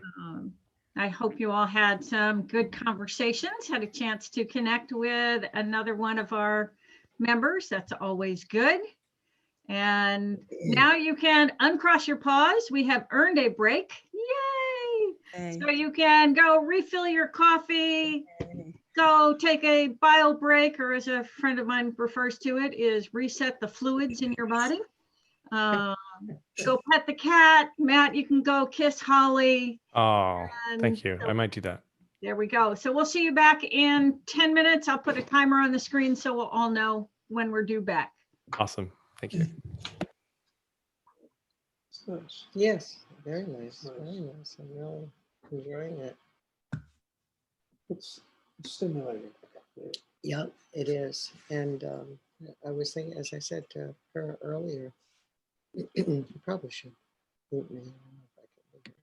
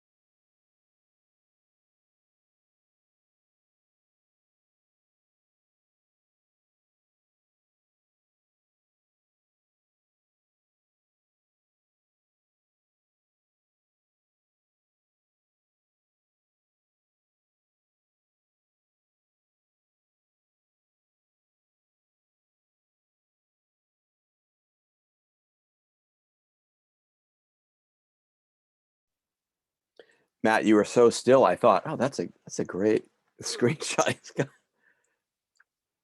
Can I hear you? Maybe you're on mute. Maybe I'm. I have unmuted myself. Oh, there we go. No, you were just like. Was I? It's true. I wonder if I'm still alive sometimes. I catch myself. Like, normally I'm drooling or something, but I'm glad I wasn't this time. Appreciate it. Yeah. Something else I picked up from my daughter. She's really good at that too. Matt, it's Carol Ann. Will you be addressing the new demo videos or sizzle reel, including how you would put a virtual presentation in there too, so it shows that you can do both? Yes, I will be talking about the difference between, a standard reel and a virtual reel and maybe a hybrid, which it's been a year. Like we should probably put them all together. So yes, if that's what you're asking, yes, I will speak to that for sure. And your experience of backgrounds when you're presenting virtually, what's too busy? Whether we have a green screen or material or whatever we have in the background, what would be, if I'm not quite at eCam yet, plus sometimes, like I have a government thing, you can't even do any of that. Right. What would be like a good background that isn't boring, but not too busy? Oh yeah. I mean, if you want me to answer that now, I can totally do that. So I think you test it out with some people who will give you their honest opinion, because it's subjective. Something that, something that may not be busy for one person might give somebody else like a episode of something like, like, oh, too much stimuli. But I would say in general, lines are a bad idea in any direction for a background. Something that maybe looks backgroundy as far as like smooth or, maybe light pastel colors or, whatever complements what you're wearing. You're wearing a bright red, looks fabulous, but a bright red sort of thing. So obviously not a red background. That's this is more for something like this, but I'm saying you're doing a keynote or a training. Yeah. Have the background, and I just think of the audience watching you, it gets boring. It's like it's too neutral, but then you don't want it busy and they say, I can't look at this for an hour. Yeah, 100%. And so I think that's part of what I was saying about, with people going from the stage to the screen, and now you're kind of locked into this, rectangle, and you want it to be as interesting as possible. So you have like dancing people and here and there and whatever. Depends on your content, obviously. The question for everybody joining is, kind of what to look for in your own background, literally behind you when you're giving a keynote, or, basically what to have. I would have some sort of branding if it's allowed. I wouldn't have it overbearing, but just kind of maybe, a watermark type of thing in the bottom corner or something like that. If it's, again, it depends on the client. But in general, a contrasting background is good to what you're wearing, to what your hair color is, to what your lighting is. I would say, honestly, my answer is focus on your content, and just make the background pleasing. If you, not you personally, but if the general you needs any kind of, hi, I'm over here, I'm in an interesting background or whatever, then your content sucks. Like you need better content to kind of be the star of the show, if that makes sense. And so, I think a background, it's hard to answer. It's very subjective.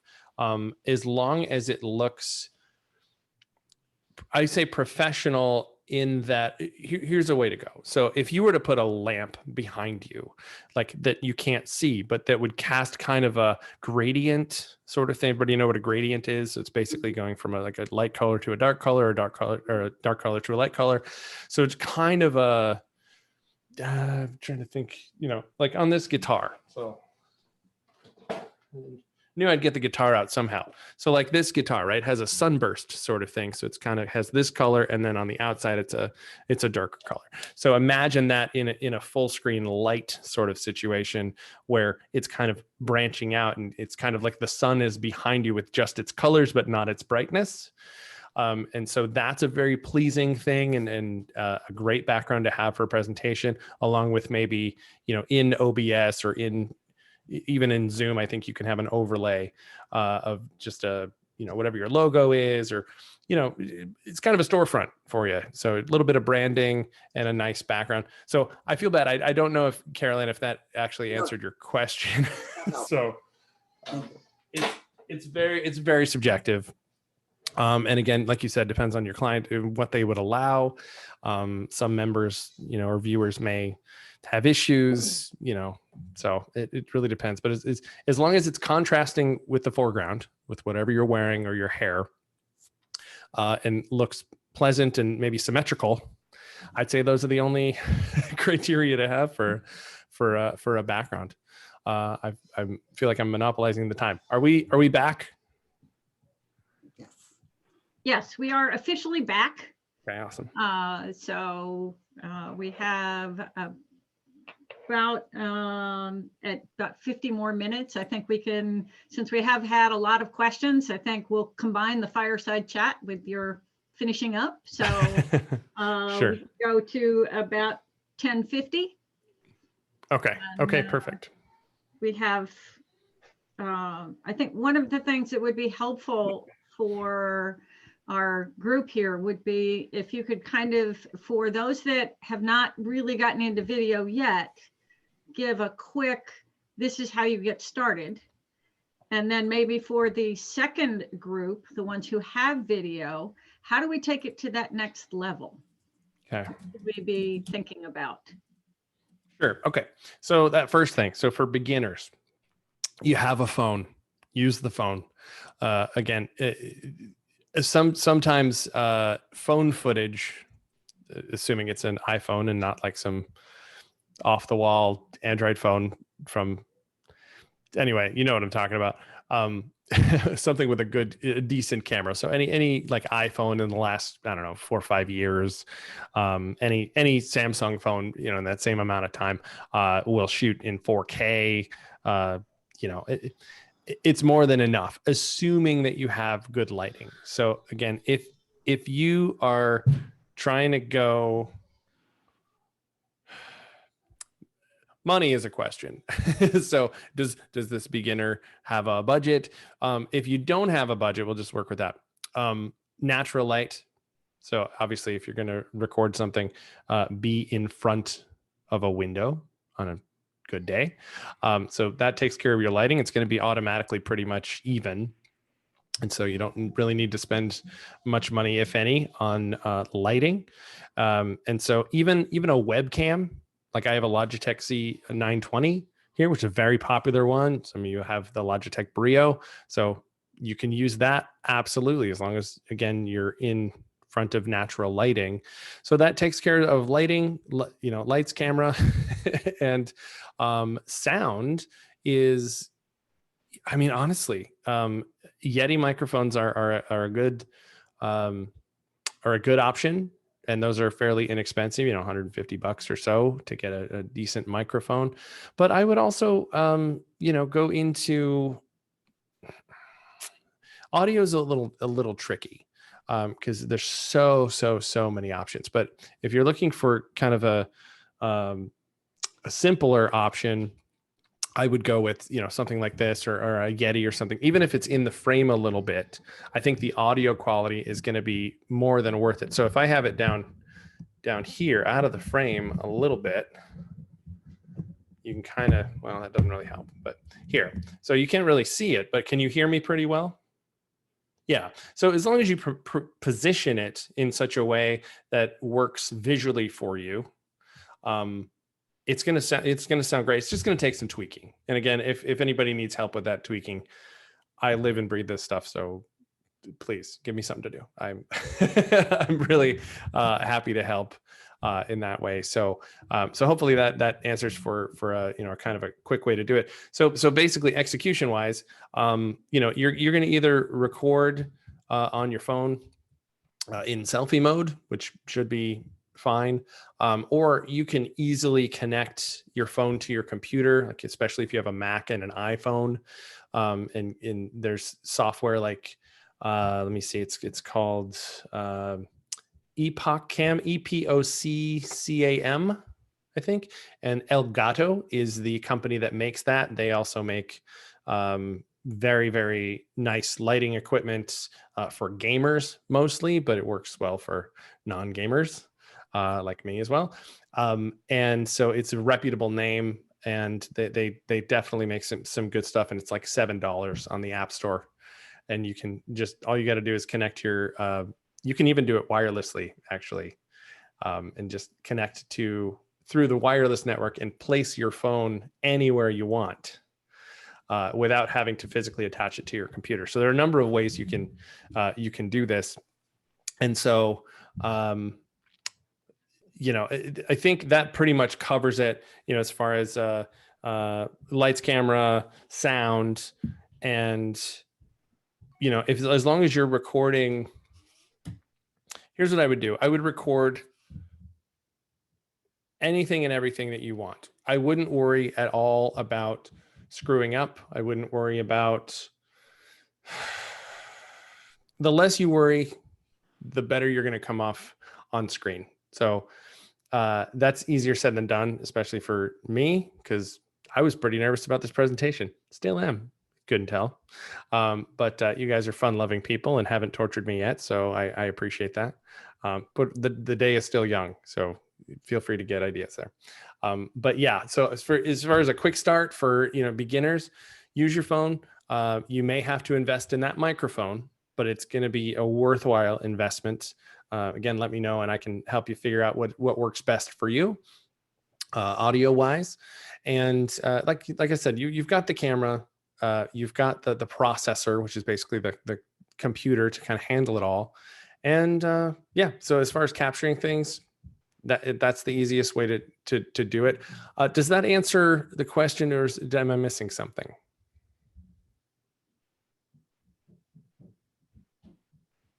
No, that answers the question. And then the follow-on question would be taking it up to the next group. For those of us that have a bunch of video, so I'll throw myself under the bus here. I have a ton of video.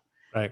Both pre-apocalypse and, you know, the Zoom video, and I collect it, and it's sitting on a you know, stored drive, and I don't know what to do with it. I know I need to do something with it, but how do I get started editing? And do you have recommended length of edited clips? If you could kind of talk about that. Perfect. And you've set up the next part of the presentation perfectly. So thank you. I didn't even pay you for that. I appreciate it. So send me an invoice though, if you want. So this is basically how to take it to the next level. So for a sizzle reel, the protocol is basically, you're going to want shorter sound bites, like 15 seconds or less each, right? So if you have a bunch of footage, and I assume by a bunch of footage, you mean like, I have a full keynote recorded here. I have a full keynote recorded here. I have a workshop recorded here. You know, whatever you've got that's kind of full length. Like I said, it's like the parts of a cow. It's like you can use so much of it. And so for a sizzle reel, as you go through it, and this is if you can stand to watch yourself, because I know that I can't, and that's a whole big question. And if you can't, I have a tip in just a minute that I will share with you.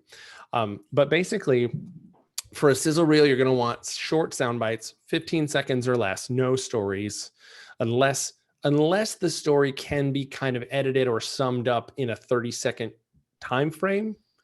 But the sizzle reel definitely is short to the point sort of thing. It's kind of a whiz bang, wow you sort of thing. So for a demo reel, like I said before, you're going to want shorter or longer clips, so you can look out for those. Those are the stories that you're going to include. And for social media videos, it can be shorter or longer, depending on the platform. YouTube, pretty much the sky's the limit.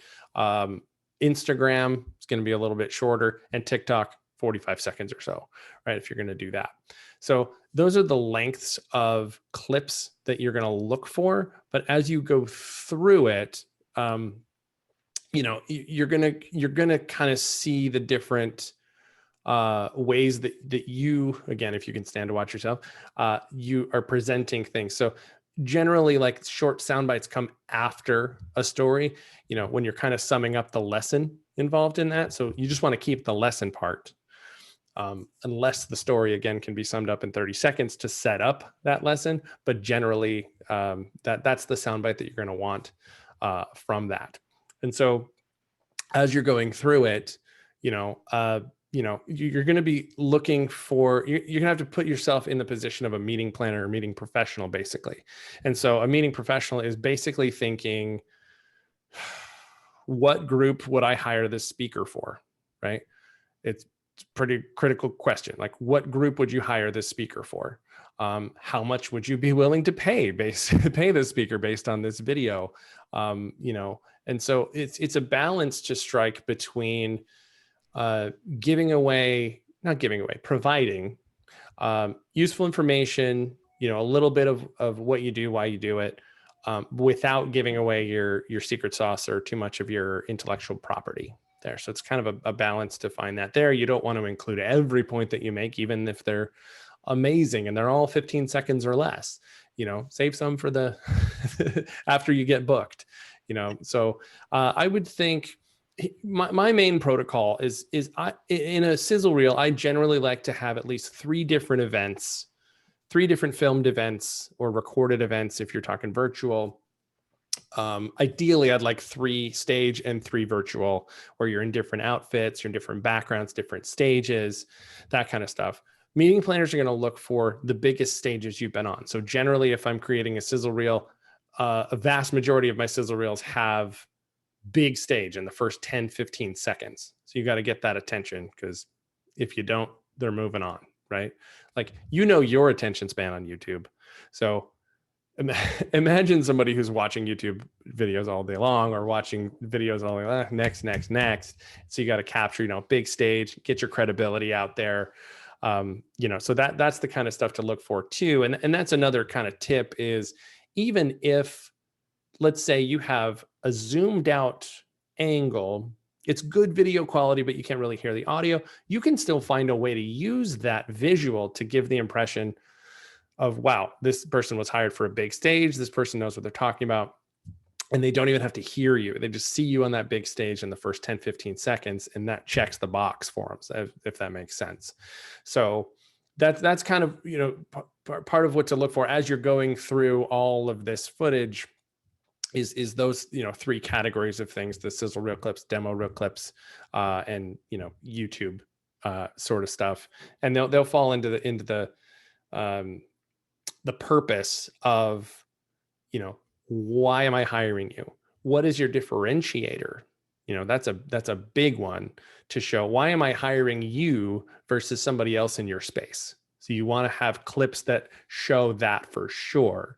So another kind of litmus test is, what 3 takeaways do you want people to have after they watch this video? Do you want them to know that your one of your strengths is interactivity with audience, challenging your audience, or you know, what is your bread and butter, basically? What takeaways do you want people to know? And specifically, as well with the differentiator, you know, why am I hiring you versus, you know, someone else in your space? So is the advertising true to the product provided? You know, basically, is your real smoke and mirrors?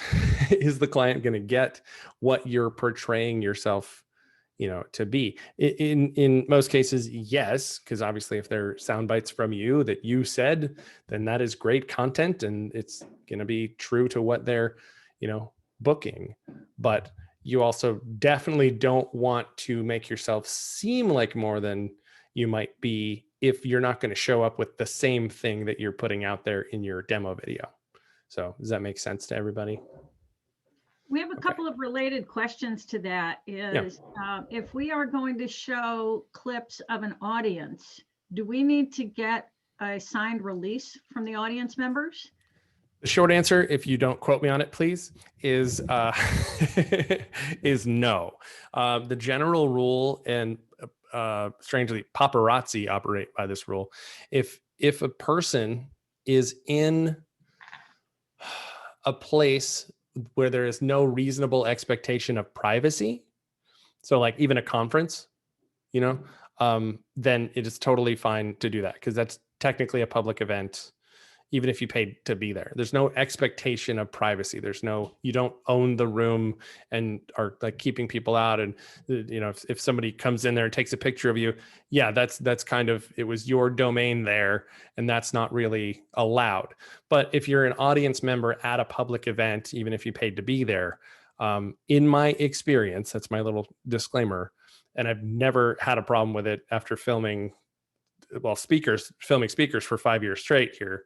Never ever had a problem once using audience footage. So, but my understanding is if there is no reasonable expectation of privacy, it is totally fair game. That's why you can film police officers, because they're in public. That's why you can film pretty much anybody in public. If they're in a private residence, different story. So hopefully, does that make sense? Yeah, and that also fits with, we have the same sort of rules in corporations and with employees and HR. Is sure there's no expectation of privacy, you don't get it. Yeah. Yeah. Which is why, Exactly. if your employer wants to search your desk, they can. Right. They can't search your purse because Right. there is an expectation of privacy there. Right. And a related question was, if you have a TEDx talk, can you legally use any of it? I have to say, I think I would have to defer to the TEDx folks. I don't actually know. I have used TED and TEDx material from speakers in their reels. I kind of have, a CYA policy, if that makes sense to you guys, that, what's yours is yours. I'm just assembling things. And you are ultimately liable for, what you do with the video that I create for you. Right. So so it's kind of up to you to figure that out. I've, again, never had a problem with it. But yeah, I'm sorry, I can't really provide a definitive answer on that, but I would say I would personally consult the TED website or TEDx website. And Doreen also made a good point in that the rules in Europe are extremely different from those in the US. They have much stronger privacy requirements. So if you're thinking about using a clip from when you have done a presentation, even virtually in Right. another country, you may need to think about their privacy rules. Yeah.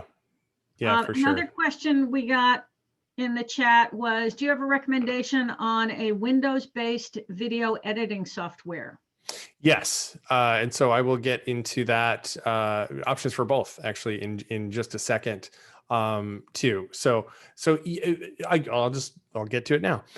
So yes, so we'll talk about Mac first. So iMovie is obviously the number one, it's free. It's there probably. If you search for it on your Mac, it's probably already there, just waiting to be used. Like I said, the logic involved in editing that way, not for me, but lots and lots of people have success from it. Some, I think, award-winning films have been edited in iMovie, so it's definitely capable. And so definitely, if you're a Mac user, check out iMovie. Another option, the non-free options are immense, right, for both platforms, and they're all of the non-free I'll just say non-free options are available for pretty much both platforms. So good ones that I have seen, and they're, I don't know, under $100. If you're going to take editing video seriously at all, spend $100, spend $70, whatever it is, make that investment in the software. So I would say Filmora is a good one. So Filmora, that's a good one. Cyberlink makes some pretty decent software. Power Director is their main one. I think that's under $100 as well, maybe 129. I'm sure they have a Valentine's Day deal because they need another excuse to throw something on sale, right? And so right now it's a good, you'll hear my daughter in the background, pay no attention. And so I think those are some good options. Those are also available, I think, on both platforms. There's some online video editors as well, where you just upload your footage and kind of control it online, because it's 2021 and technology allows us to do that. So really, you're not going to go wrong with any of that software. And again, those are available for both Mac and PC. My personal recommendation, having, coming from a PC place, is I would say Filmora is a good one to go for. But again, they're all going to be relatively, the same. Corel makes a good one. The Word Perfect people, remember them? They make they make a good video editor as well. But they're all going to work the same way, where there's a timeline and a media bin where you just throw your files and then you put them on the timeline and you just cut them up and edit them, and they all work relatively the same. Does that answer that question? Okay, awesome. So I do want to throw this out there. There's a tip that I want to put out there for if you can't stand to watch yourself. And I know there's probably a few of you. I am definitely one of you. So you're in good company. Make a transcript of your video that you want to edit, right? So if you make a transcript, I'm going to share my screen here in a second. If I can, there we go. There's that. Hold on just a moment. We're going to go with a client of mine. You may know, I think she's out of Memphis, but her name is Summer Owens, and she's a pretty awesome person. And so did her reel not too long ago. I'm just going to share this. Does everybody see this screen? Might be a little small. My monitors are pretty huge. So this is a transcript of just, an interview that I did with her. And so what we have done is highlighted. So we didn't listen to ourselves. We didn't have to listen to ourselves or watch ourselves. And I'm speaking in, the we voice, because I'm the same way. But we just highlight the text that we like. So we don't have to hear ourselves or watch ourselves. We just highlight the text. And then, so if you click on any of these, over here, you see this is 1 minute and 30 seconds in. Or down here, this is 3 minutes and 43 seconds in, right? I'll just kind of zoom in here for a second, like 3 minutes and 43 seconds in.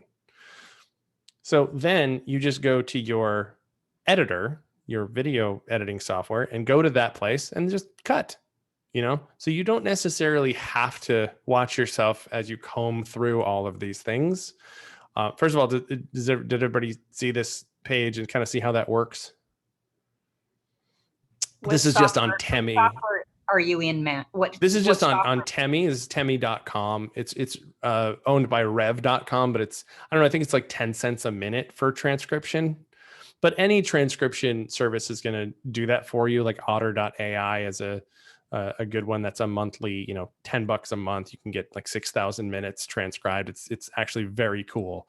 But anyway, you can see, anywhere that you click is going to go, all right. So at this word potential, or at this word I, right?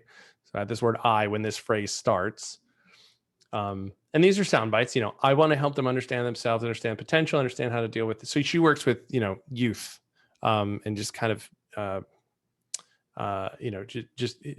we'll say underprivileged youth, that she kind of helps give a helping hand to. So basically this kind of sums up her mission. And so that was a great soundbite. So just for an example there, but this is 25 seconds, that this starts and goes to, if you click at the end, 38 seconds. So in your, video editing software, you just go in the timeline, 25 seconds, cut, 34 seconds or 38 seconds, cut, and then you can adjust a little bit for timing, but you don't have to watch yourself.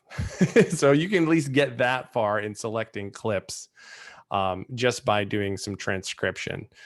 So again, this is Temi.com, but you can use any kind of online transcription service, or I think, was it Mari, who has a real person in Chicago, who hopefully will write down the time code. So you can do the same thing in their transcription. So does that make sense to everybody? Kind of. Okay, cool. Any questions, just let me know. But anyway, I see a bunch of comments and stuff coming in. What I don't get to today, is, as far as answering things, I am more than happy to make like a standalone video to send out to you, just answering each question. I'm just missing all of the questions. So hopefully somebody is kind of tallying those up and copy paste into just a list. And I'm happy to make a video addressing that stuff too, whatever I don't get to today. But yeah, keep them coming for sure. I love providing answers in this way. So I yeah. have a couple more questions, Matt. Okay. One was, are you familiar with Screencast-O-Matic?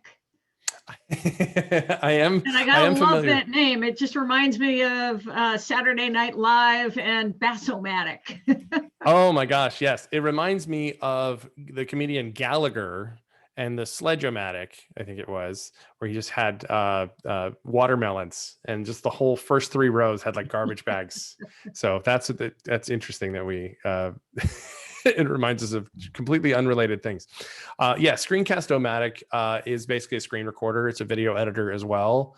So it's just like kind of like ScreenFlow, that kind of thing. It just basically records your screen and gives you some options for call outs and things like that. So was there a follow-up question on that? I had a follow-up question. Thank you, Matt. The follow-up question is, I'm learning Screencast-O-Matic, how to edit on there, but I don't know how that compares to Filmora. Should I get Filmora instead if that's going to be a little more precise and easier to use? Well, it depends. I guess this is where, if I were more familiar with Screencast-O-Matic as far as the editing goes, that I could probably answer that question with more certainty. But it really depends on what you're going for. If you're just going for straight, cutting of clips and just start here, end here, versus adding transitions or adding music or adding whatever. If you find that Screencast-O-Matic is limiting in that way, then yes, go with a fully featured, more fully featured editor. But any basic editor, I think, is going to be able to do any of that stuff. But it really depends. Like if you're just going for like a demo reel where you just want clip, then Screencast-O-Matic is probably okay with that. Again, I haven't seen the interface. I've heard of the software, so I feel a little bad here, but because I haven't worked with it. But if it is limiting for you, I guess that's the short answer. If you find it limiting in what you want to accomplish, yeah, go with a higher. Something with more features, that's not too much. Thank you. One more follow-up would be for Filmora. Can you put overlays on that? One of the things that I want to learn is when I go to YouTube and I see people who have lots of videos and they have catchy overlays that looks really good for their branding. Does Filmora, can you do that in Filmora?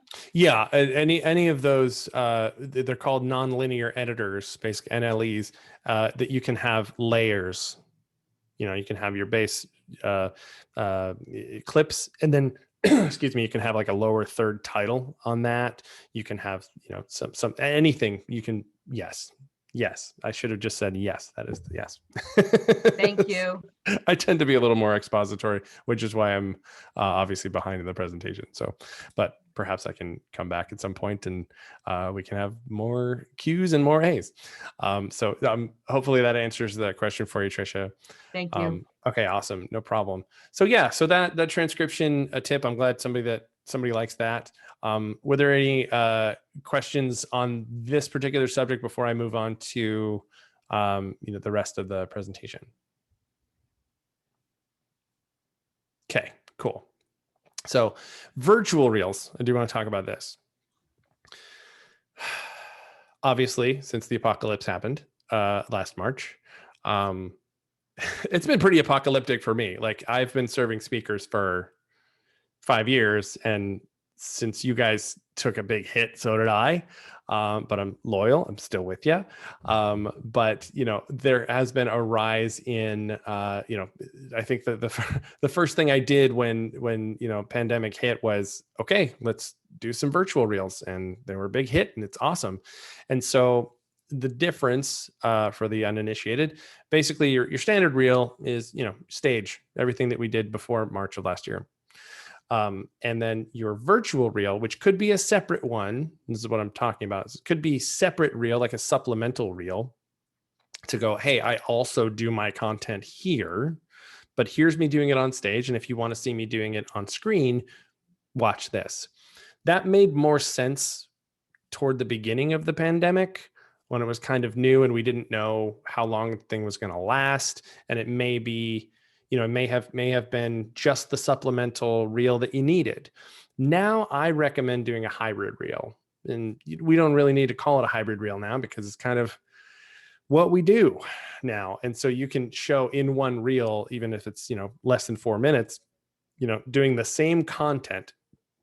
If it's the same content, if it's the same product, it's just in a different package, then absolutely I would do a hybrid reel and include, like I said, at least 3 different events in both in person and online. And so just to show that you've been around, just to show that, you have a wider client base, that kind of stuff. So you can have 2 reels if you want. Like if you're super proud of your existing sizzle reel and you want something supplemental, it's still definitely a way to go to have something supplemental as opposed to trying to build in the virtual into your existing reel. Because if it ain't broke, don't fix it. Right. But if you have a client that's like, do you do virtual, which again, I'm assuming is the number one question now, if it's not blatantly displayed in an eSpeakers, virtual, certified virtual presenter, then you can have a supplemental reel to kind of give that window into what you do in this wonderful rectangle. But I would definitely, if you don't have a reel yet, I would absolutely include virtual presentations just as much as I would include stage content. Does that make sense? Cool. Just head nod is great. So I appreciate it.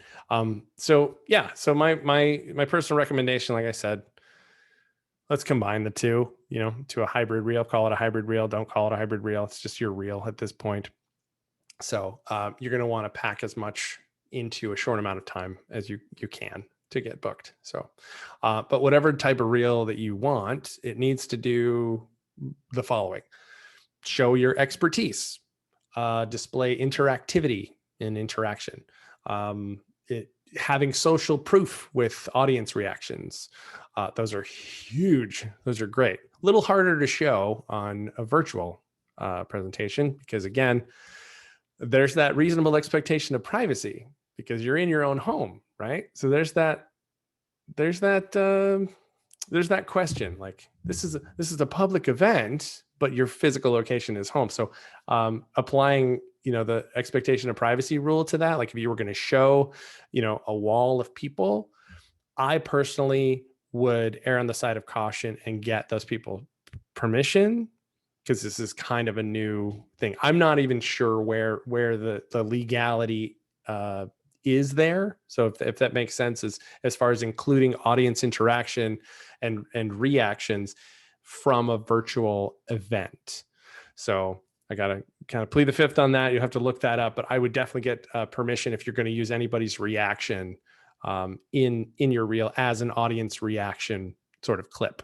And the last thing that, your reel needs to do, the most important thing, reduce or eliminate meeting planner uncertainty. So basically, so they decide to hire you immediately. So that's what you're trying to do, is break down those barriers of, well, the speaker's got, this, or maybe it's not the topic I'm looking for or whatever, but the more it's targeted at that target client, the more likely it is for them to be a great fit for you. So, and I've seen some speakers. I really like what you guys do, but there are some common rookie mistakes that speakers make. So what I want to ask is, what do you think those are? I have a list, but what do you think are the common, we'll call them rookie mistakes that speakers make when it comes to doing your reels? We've talked about a few, but does anybody have any they want to shout out? Just rookie mistakes, either that you've made or somebody else has made.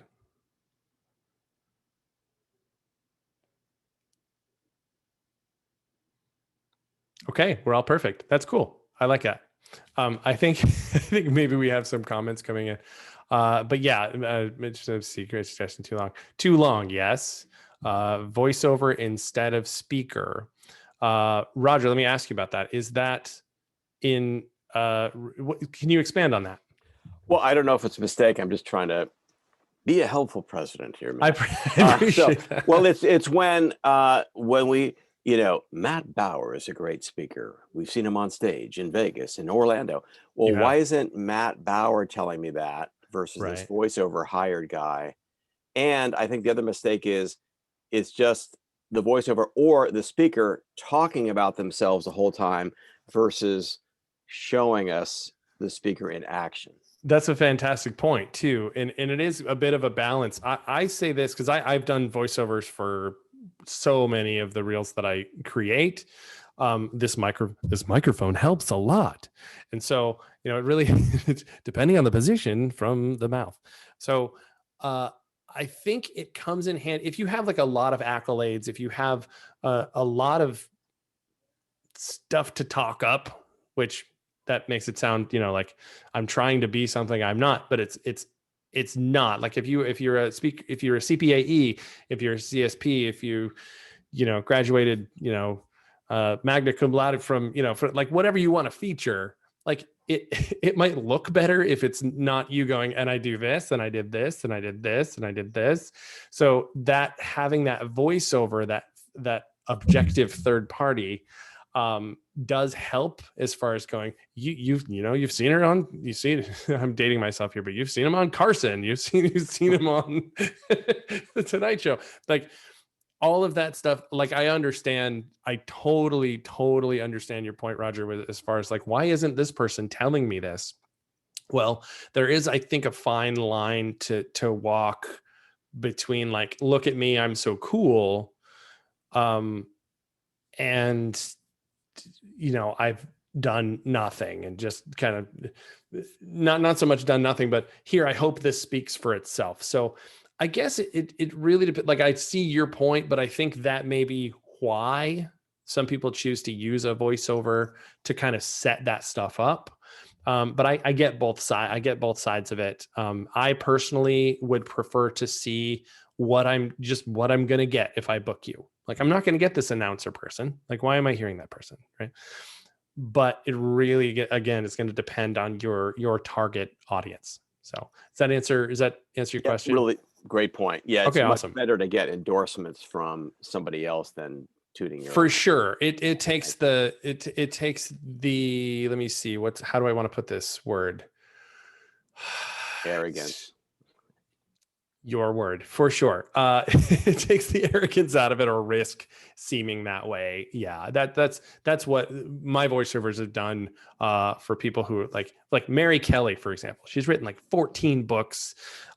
She's got like 17 PhDs, and I may be exaggerating by a few PhDs, but like if she were to walk up and go, "Hi, I'm Dr. Mary C. Kelly, PhD, blah blah blah blah," I would like, okay, you're already too much for me. But if somebody else says it, then it kind of takes that onus off of you. So anyway, she's a good friend of mine as well. And so I tease her about all that stuff. But if you happen to know her, does anybody happen to know Mary Kelly? Okay. Anyway, she's a great lady to know. She's out of Colorado. She's a leadership speaker, but she has all these accolades. She'll walk into a room and go, "Hi, I'm Mary." And that's it. Like, she is so that So that's another thing too. Like, if you're uncomfortable going, "Yes, I've done all these things, but we don't have to talk about it," have somebody else talk about it. That kind of works better and takes the onus off of you.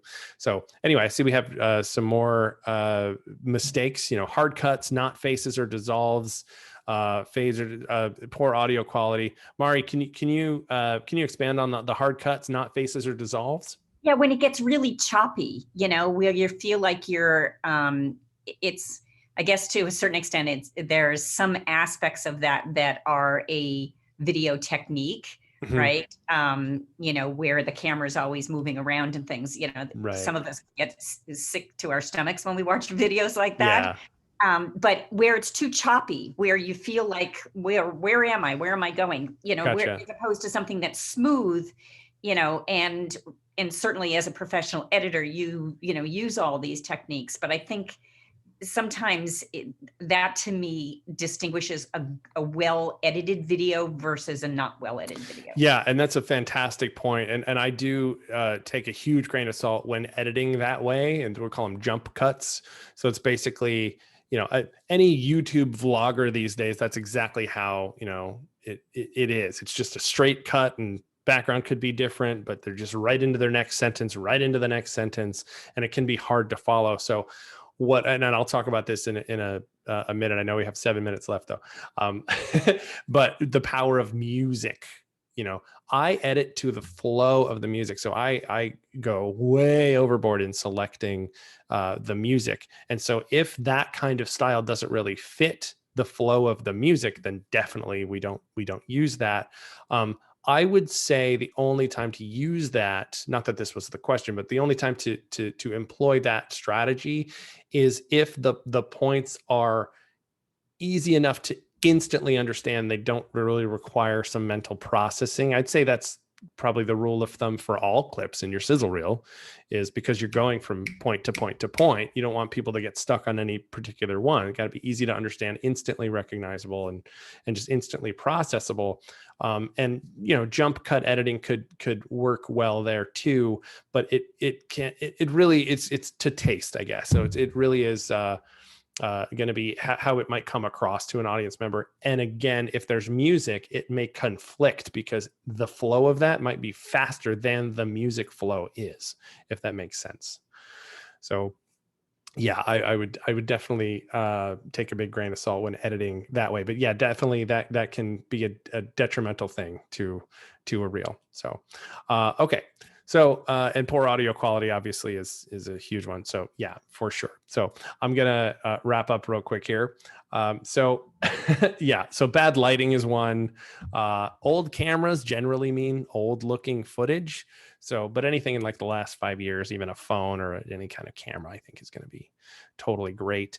Settings on the cameras, that's another thing. Like if your exposure is too much, if your exposure is too little, if you're, you know, if you're using like a DSLR, you're going to have all these, you can set it on auto and kind of pray, but if you want to fine tune it, you know, you're going to want to make sure that your shutter speed is, you know, matches the environment. And again, if you have any questions on all this stuff, I'm more than happy to have a conversation.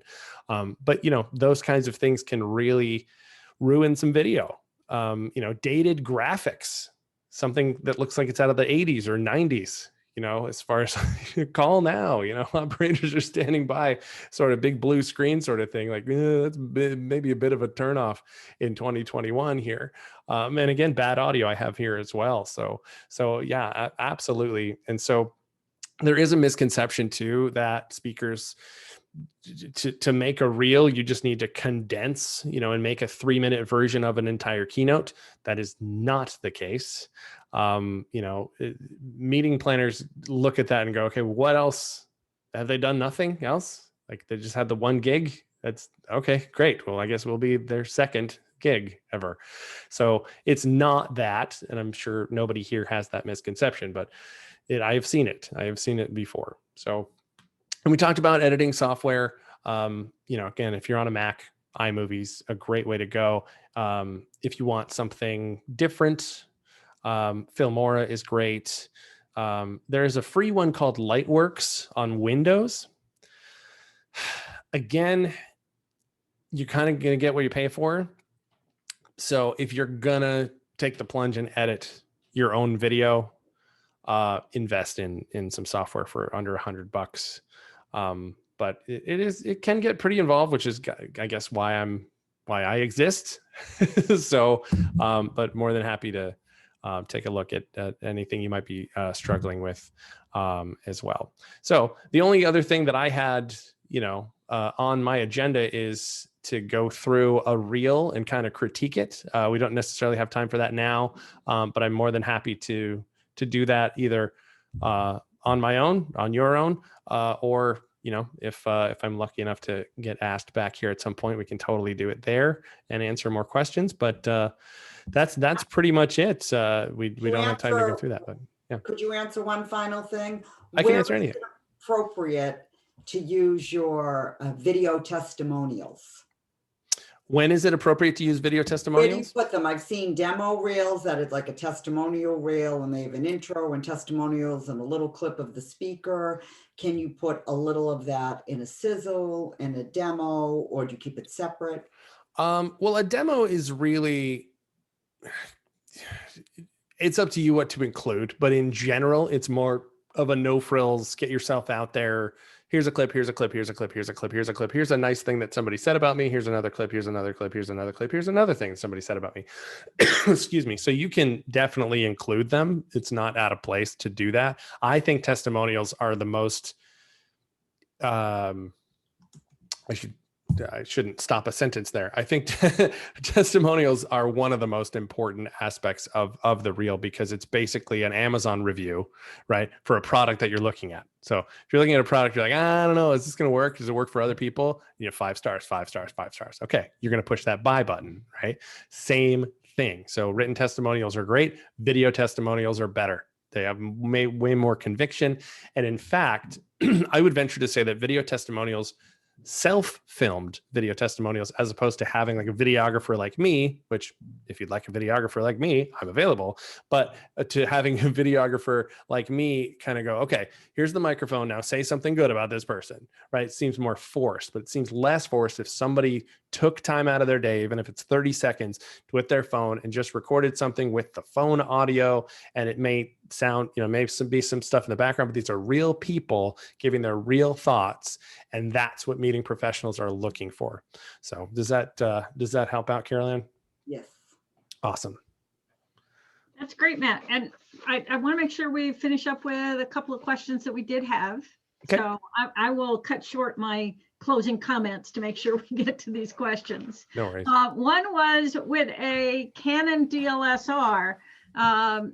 Someone mentioned that they have a 29-minute max on the recording. Is there a way to override that, or how do we deal with that? So, and that's a great point, because on I have a Sony a7 III, which is a fantastic camera, but it has a 29-minute limit on it. And I think that has originally to do with laws and FCC something, even like before, I don't know, 2018 or something, because I think they did away with that, because most cameras now don't have that. It's like this A6400 that'll record all day long, right?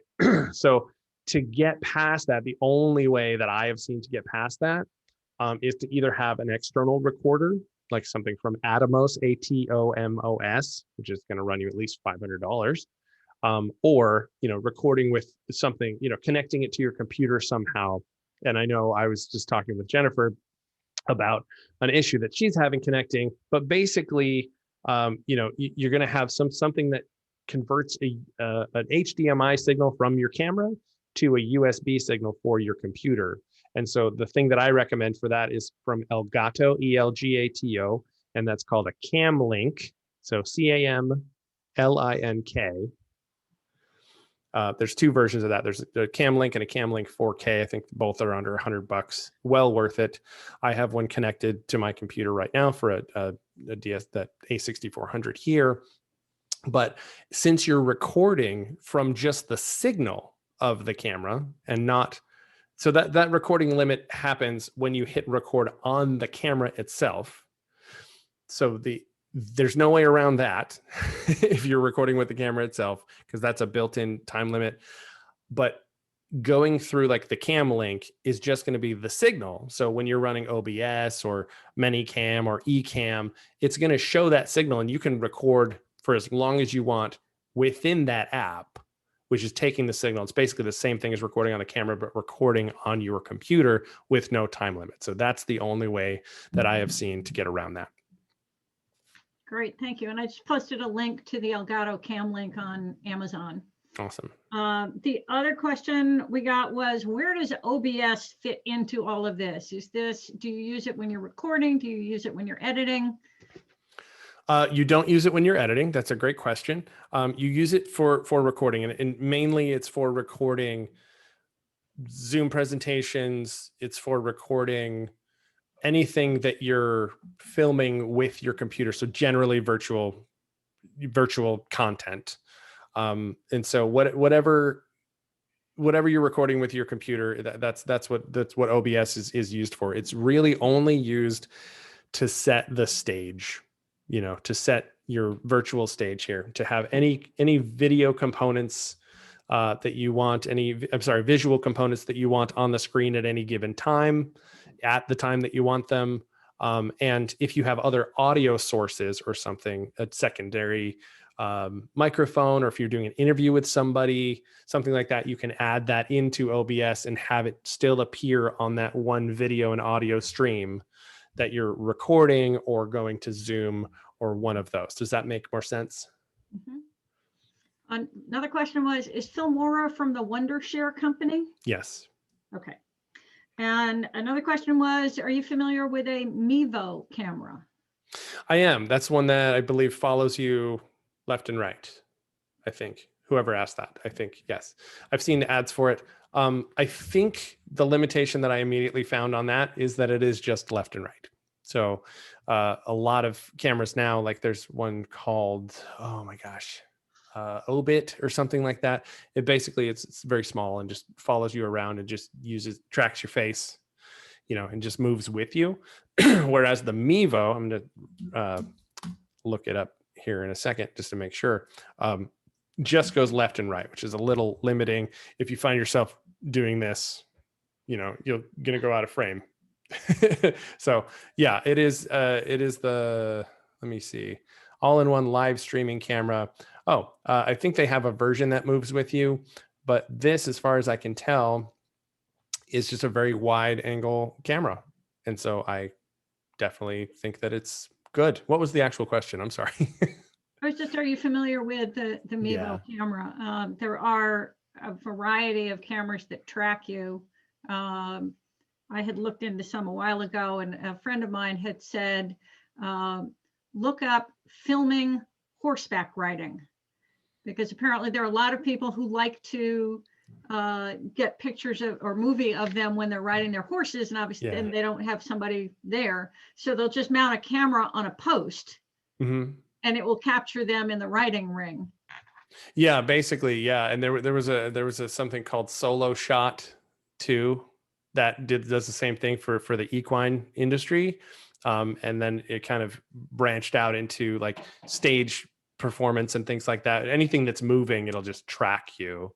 A lot of DJI equipment, like I have, this is it's films in 4K. It's very small. This is called a DJI Osmo Pocket. They have since come out with a new version, but these are awesome. And I think you can get it for like $150 or something like that.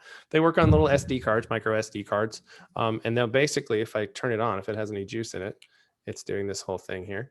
So it'll actually track. It's a little gimbal, so it kind of moves not at all when it's perfectly smooth and stable, and you can I can tap on any one of your faces that I'm seeing here, and if I move this, then it will move with it. So it's very, very cool. The technology is very, very cool, and I've used it a lot when filming speakers. I've filmed tons and tons of presentations with this sort of stuff, where I just you can have it. There's a little wireless module. You can connect it to your phone and kind of draw a box around the face that you want to track, or the person or the body or whatever it is, and it will track. It will just follow you around the stage. So I've actually had them up on stage to get like a kind of a side view, and it's just like having a cameraman up there. So Mevo, same sort of situation. And what was the name of that little again? Oh, this is DJI makes this. So DJI makes drones they're most known for. And so this is called the Osmo Pocket. There is an Osmo Pocket 2, which I would recommend buying because it's the newer one, that has, some better features, better tracking, things like that.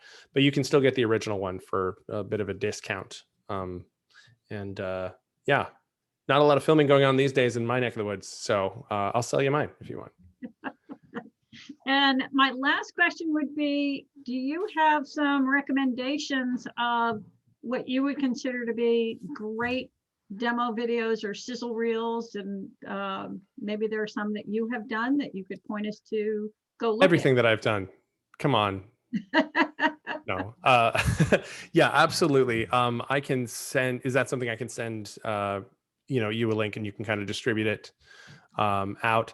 But yeah, if you go to my website is, well, I'll just put my information back up there. But my website is motivationalmedia.net. There's a YouTube link on there. See Holly again.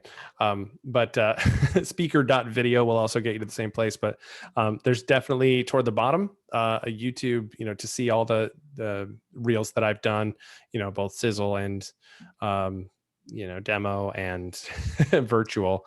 And so let me put my ugly mug back up here. So yeah, I would say some of the ones that I've done for sure. I was going to go through here and kind of play like Marilyn Sherman, for example. I did her reel, Connie Podesta, Meredith Elliott Powell. I've done all her reels, at least the recent ones. Was going to go kind of piece by piece to show what the what the things are to include, how I did this, how it works with music, that kind of stuff. But that'll have to wait till next time because I'm a little long-winded today. But yes, definitely go there, motivationalmedia.net. At the bottom, you can see all the reels that I've done. There's other, name a high-profile client, or a high-profile speaker. They've probably got a pretty darn good reel. It probably cost them quite a bit for good reason. But yeah, so I would say, I have to say not anything, but most things that I've done would be good examples to look at if that doesn't make me sound pompous, because I don't mean to. Well, I was trying to give you the plug there. So I appreciate that. I should have picked up what you were putting down, but I have this don't talk about me sort of, self vibe that I need to drop, I think, if I want to sell anything ever. Well, we really appreciate your time today, Matt. This has been great. You answered a lot of detailed questions. So everybody, let's give him a big round of applause. Thank you. Thank you for having me. The last thing I would ask is, because I want to do a quick screenshot, is can we all do Matt's thing of putting our fist on our head so I can do a quick camera shot? 3 fingers. Yeah, throw your fingers. Perfect. Great. Thank you. Vogue. Yes, exactly. Yeah. New shot. Thank you for that. And yeah. Matt, for your time today, we will be sending you a $100 Amazon gift card to help with your technology habit. Thank you. Don't feed it, but I appreciate that very much. Or I know you have guitars. So in our household, my husband's a bass player. We refer to the problem of GAS, which is guitar acquisition syndrome. I'm totally a sufferer. Absolutely. This is just 2 of many. So yeah, yeah. For sure. They multiply like rabbits. They do, strangely. I don't know why. Don't know how that happened. And I want to remind people of what we have coming up, which is next Friday on the 19th. We have the Deeper Dive with Mari. Will be hosting that. That's from 12 to 1.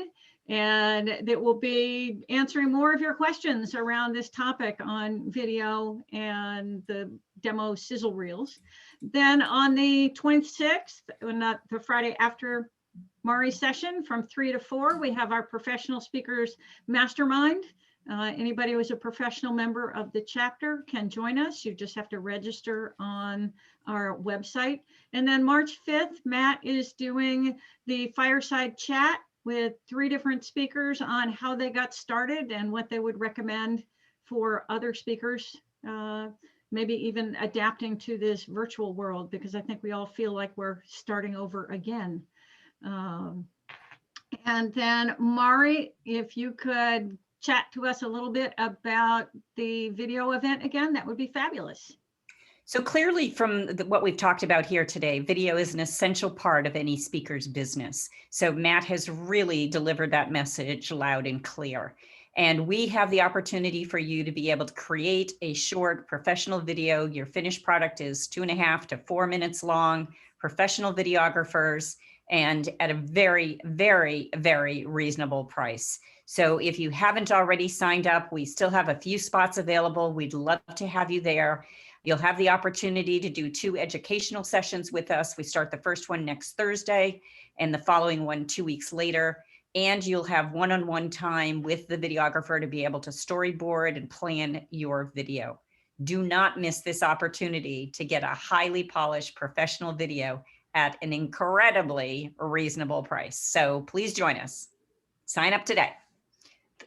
Operators are standing by. And I do want to clarify, if people have questions that I may have missed, again, I'm more than happy if we want to decide now of putting together, just a compilation video answering them one by one and just sending to the chapter. But I will need someone to kind of tally those questions and send them to me. We can do that. Okay, awesome. Mari, one quick question from Deborah. Where do we sign up for the video event? You're muted. Yeah.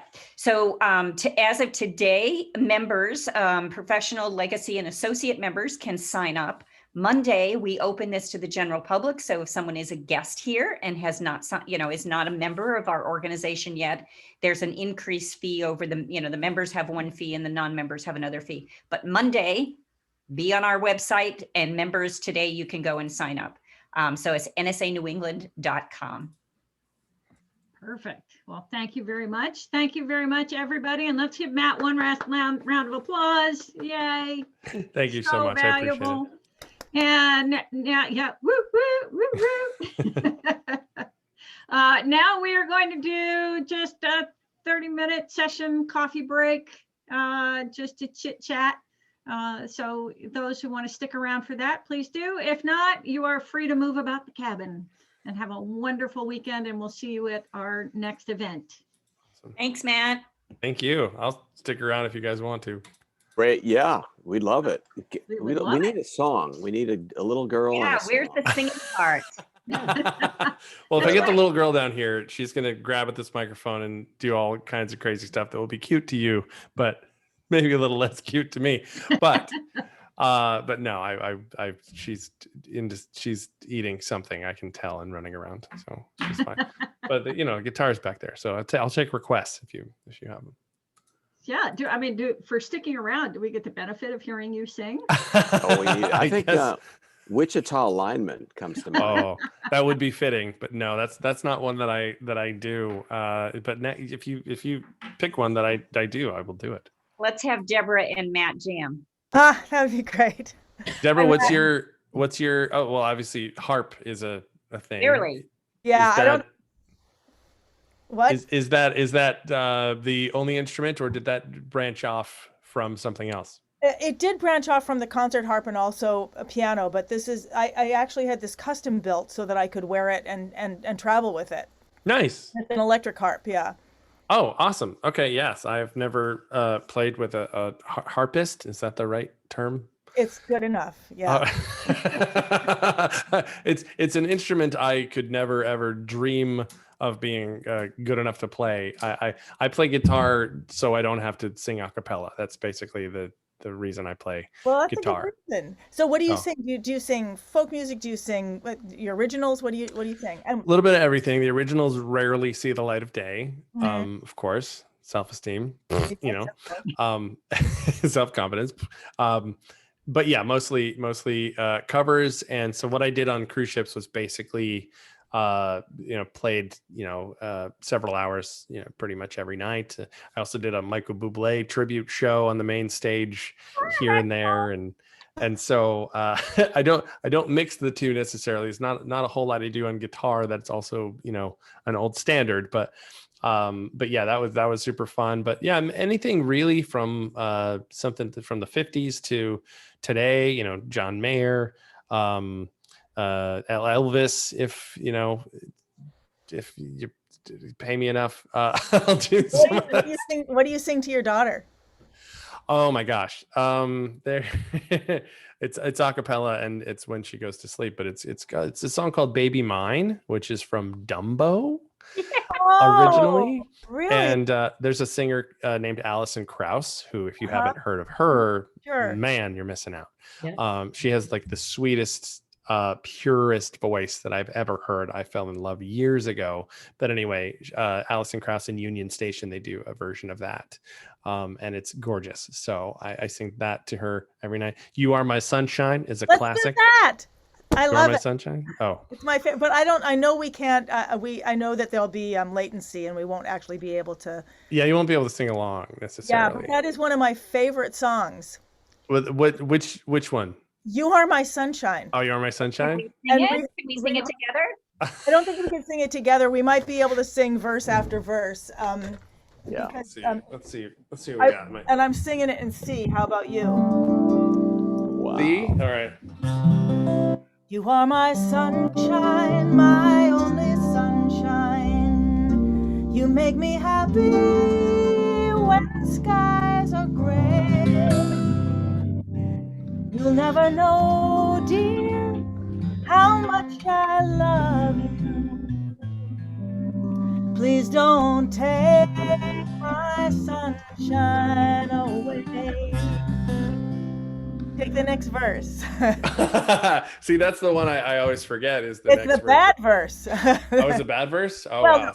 the other night, dear, as I lay sleeping, I dreamt I held you in my arms. When I awoke, dear, I was mistaken. So I hung my head and I cried. See, that's gorgeous. See, why am I here? Like, you Because should it's be. fun to sing together. Well, yeah, no, I can see that. But yeah, there's a bit of a delay, but that was beautiful. That was fabulous. Thank you, Thank Deborah. you. Thanks, Matt. That was really, and I love this presentation. It was so great. Awesome. Thank you. Yeah. I was super nervous, but I'll take I know you I'll take said your word. that, and I was like, wow, you're doing such a great job. See, the thing is, I appreciate that.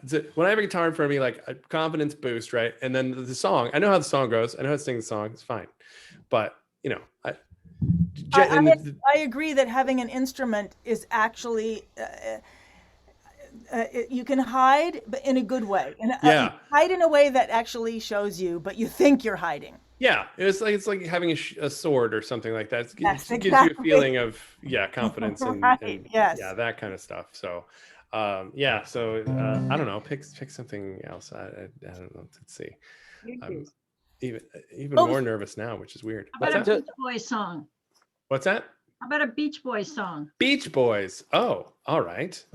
Let's see. It's, you know, minus 2 for you. Let's think summer. I know, right? Let's see, Beach Boys chords. I can't think of any that I do off the top of my head, but I'm always willing to try something. Let me see. What's your favorite Beach Boys song? Yes. Yes. Like all In of my them? room. In my room. That is my favorite Beach Boys song too. So let me see if I can pick it up. Talk amongst yourselves for about 30 seconds. Let me see if I can find the chords. Impromptu performance. Didn't know I'd be doing this today. Let's see. We're just putting you through your paces today, you know. I appreciate that. No, Matt Ward would not have it any other way. So if you're listening, Matt, on the playback here, this is. Well, and I think everybody should be aware that poor Matt lost his slide deck before he started. And so I think you really demonstrated true professionalism and the show must go on, and you punt and you're nervous as heck. And I can tell you, I have been in that situation where I lost my slide deck and I had the better part of 4 hours to panic over it. And the show must go on, but I have zero recollection of that presentation because my nerves were so high. Is that traumatic, huh? Oh, it was that traumatic. They say I did fine, but I have no recollection. I woke up and they said I did fine. Yeah, pretty much. Yeah, Just about collapsed into the chair when I was done. right. Yeah, I bet. I bet you slept really well that night. Yes. Jennifer, it's 5 o'clock somewhere. We will give you a hall pass for having a cocktail when this is done. Well, that's a great song suggestion too.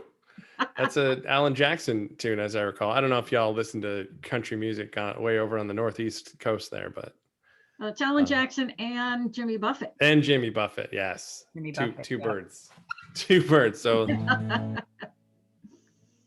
gonna take that down a little bit. Y'all know what I'm talking about, y'all singers. Beach Boys are a little high for me. So let's see.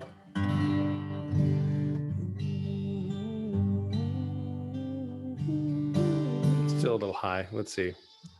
And Holly singing in the background. I don't want to take up too much time here, but let's go back to. Okay. So here's what I'm going to do. I'm going to try this one.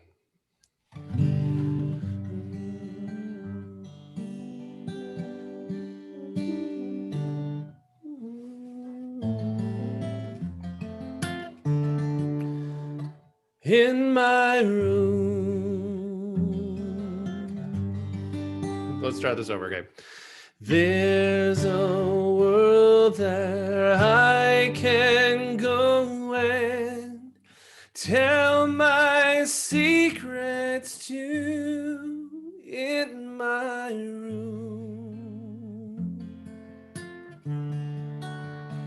In my room, in my room.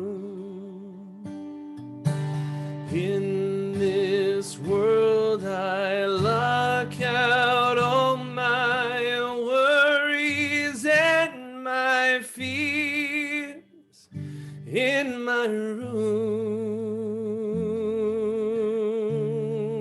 in my room, in my room.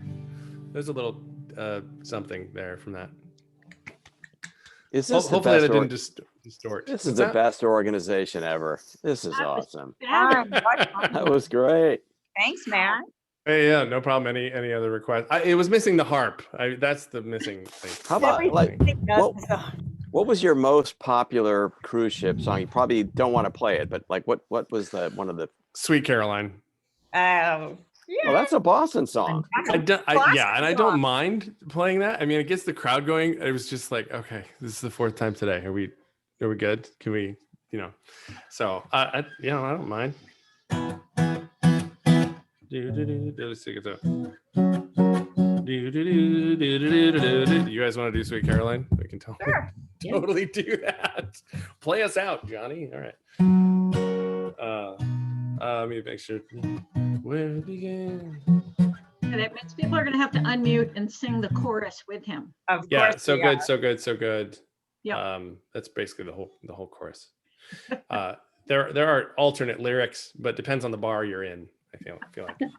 And the neighborhood in Boston. And the neighborhood in Boston. That's true. And what inning it is. Let me see.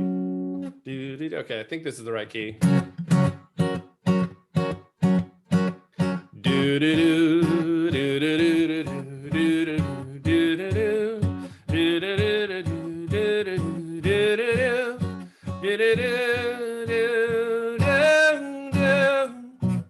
Where it began, I can't begin to know it, but then I know it's growing strong. Was it the spring? And spring became a summer. Who'd have believed you'd come along? Hands, touching hands. Oh, I can feel it. You guys are doing it. Reaching out, touching me, touching you. Sweet Caroline. Thank you. Good times never seem so good. So good. So good. It's interesting with Zoom. I've been inclined to believe they never would, but oh no. What is it? I forget. It's been so long. Look at the night. And it don't seem, I'll put my Neil Diamond voice on. And it don't seem so lonely. We fill it up with only two. And when I hurt, hurting runs off my shoulders. How can I hurt when holding you? Warm, touching warm, reaching out. I gotta drop that Neil Diamond voice. Touching me, touching you. Yeah, sweet Caroline. Good time never seems so good. So good. So good. So good. I've been inclined to believing never would, sweet Caroline. Bravo. Thank you. Wonderful. Didn't plan on playing today, but I'm glad you guys like it. That's great. Thanks. Everybody's going to be really sad that they missed this fun. Yeah, well, this is just for the Cool Kids Club, which we established we That's are. right. Exactly. Any questions I can answer for you guys, or you got like a wrap up sort of thing? No, I just had a quick question for you. How did you go from singing on a cruise ship to editing video? What? That's not a direct transition? Is that not a thing? Interestingly enough, does anybody here know Jessica Pettit? Yeah. Okay. All right. One of my nearest and dearest friends. I've known Jess for 15 years now. And basically she is the reason I'm here. Not just in general, but also here. So I used to work for a company called My Computer Works, which is basically in Arizona. When I lived in Arizona, I worked for a company called My Computer Works, and we fixed computers remotely, and Jess happened to be one of our clients. And so she got me one time as the technician, and then just wanted me as the technician every time. So I just want to work with Matt. He understands me, and she's very fast paced, and I can keep up and all that stuff. We were very similar brain wise. And so we kind of developed this, friendship. And she's like, do you know anybody who edits video? And I was like, matter of fact, you're talking to one. And so I redid her first demo, because it was just a disaster, redid it. And we've been like best of friends ever since. I went off and did cruise ships, and she, as she says, cheated on me with other videographers and editors in the meantime. And so once I got over that, which took a while because, then we started doing more and more projects, and I got back from cruise ships. Didn't really have a job at the time. She posted my information like she shouldn't have in like NSA XY and Power Women and all of that, like she shouldn't have done.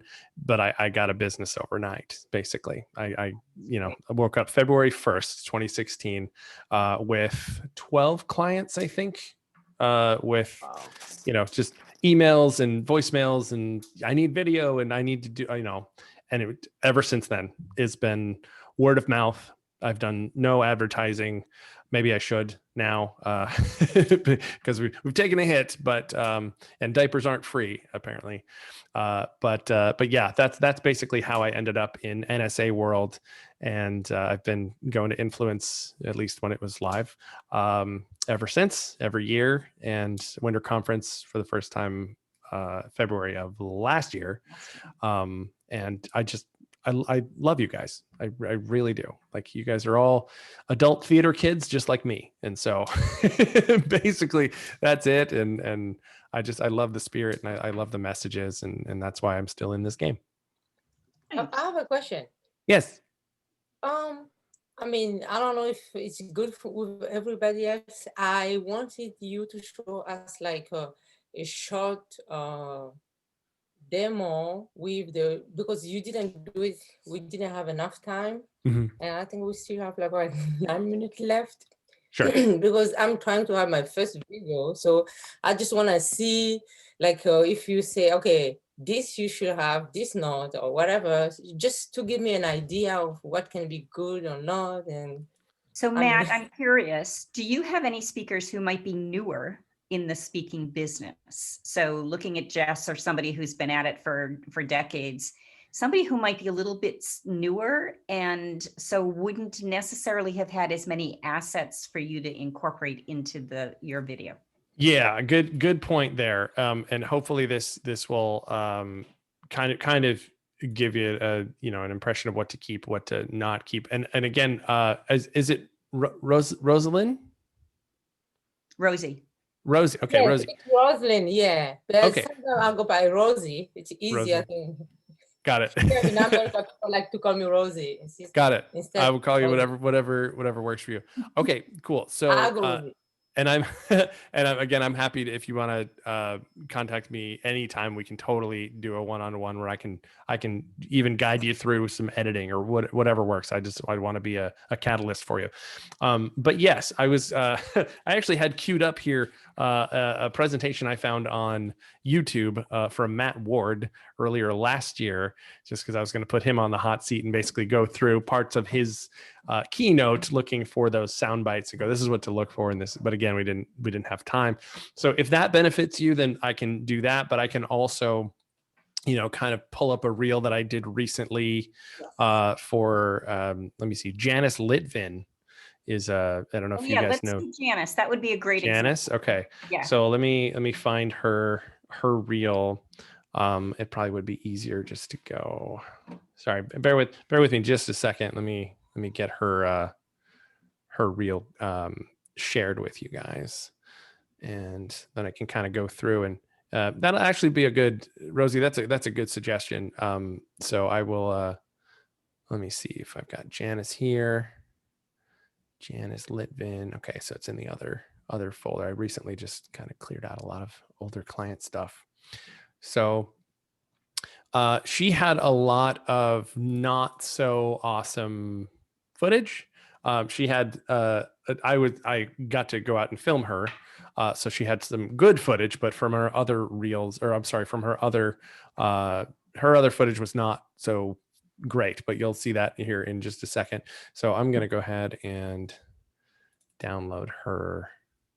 So Janice just published a book recently, which I can grab off my shelf. She's in my field on burnout. So she is in the workplace well-being and individual well-being business. And so her recent book is the Burnout Toolkit.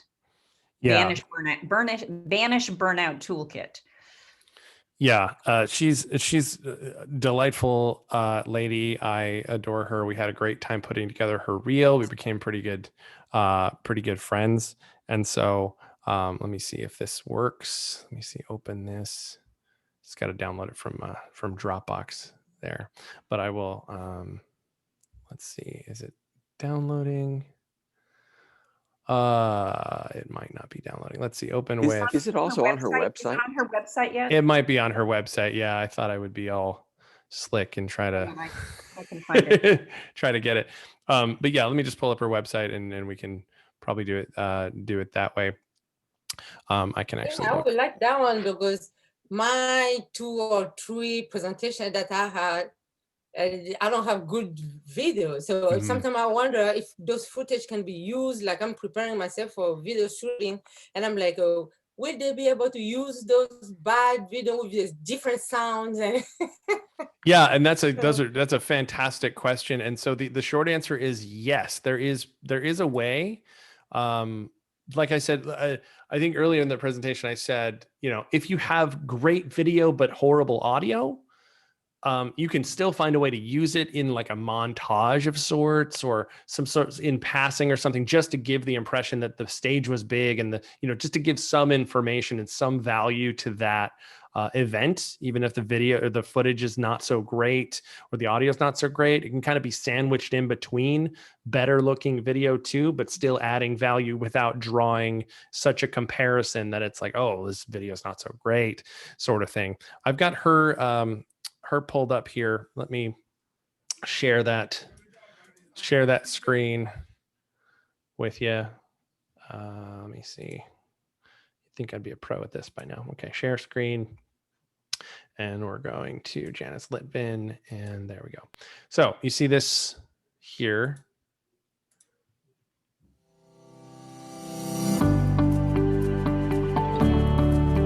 So she had, this is probably some of the worst video that she had. I adore Janice, but we're just looking at this analytically, right? So she teaches Zumba classes, and I had to stabilize the crap out of this video and kind of sharpen it up and do a lot of stuff. But it does have value, just as an example, in showing the audience interaction, even if the video is not the best. That too right there. I had to slow that down. This is probably the worst of the video, but it still shows a standing ovation, and it still shows a big room.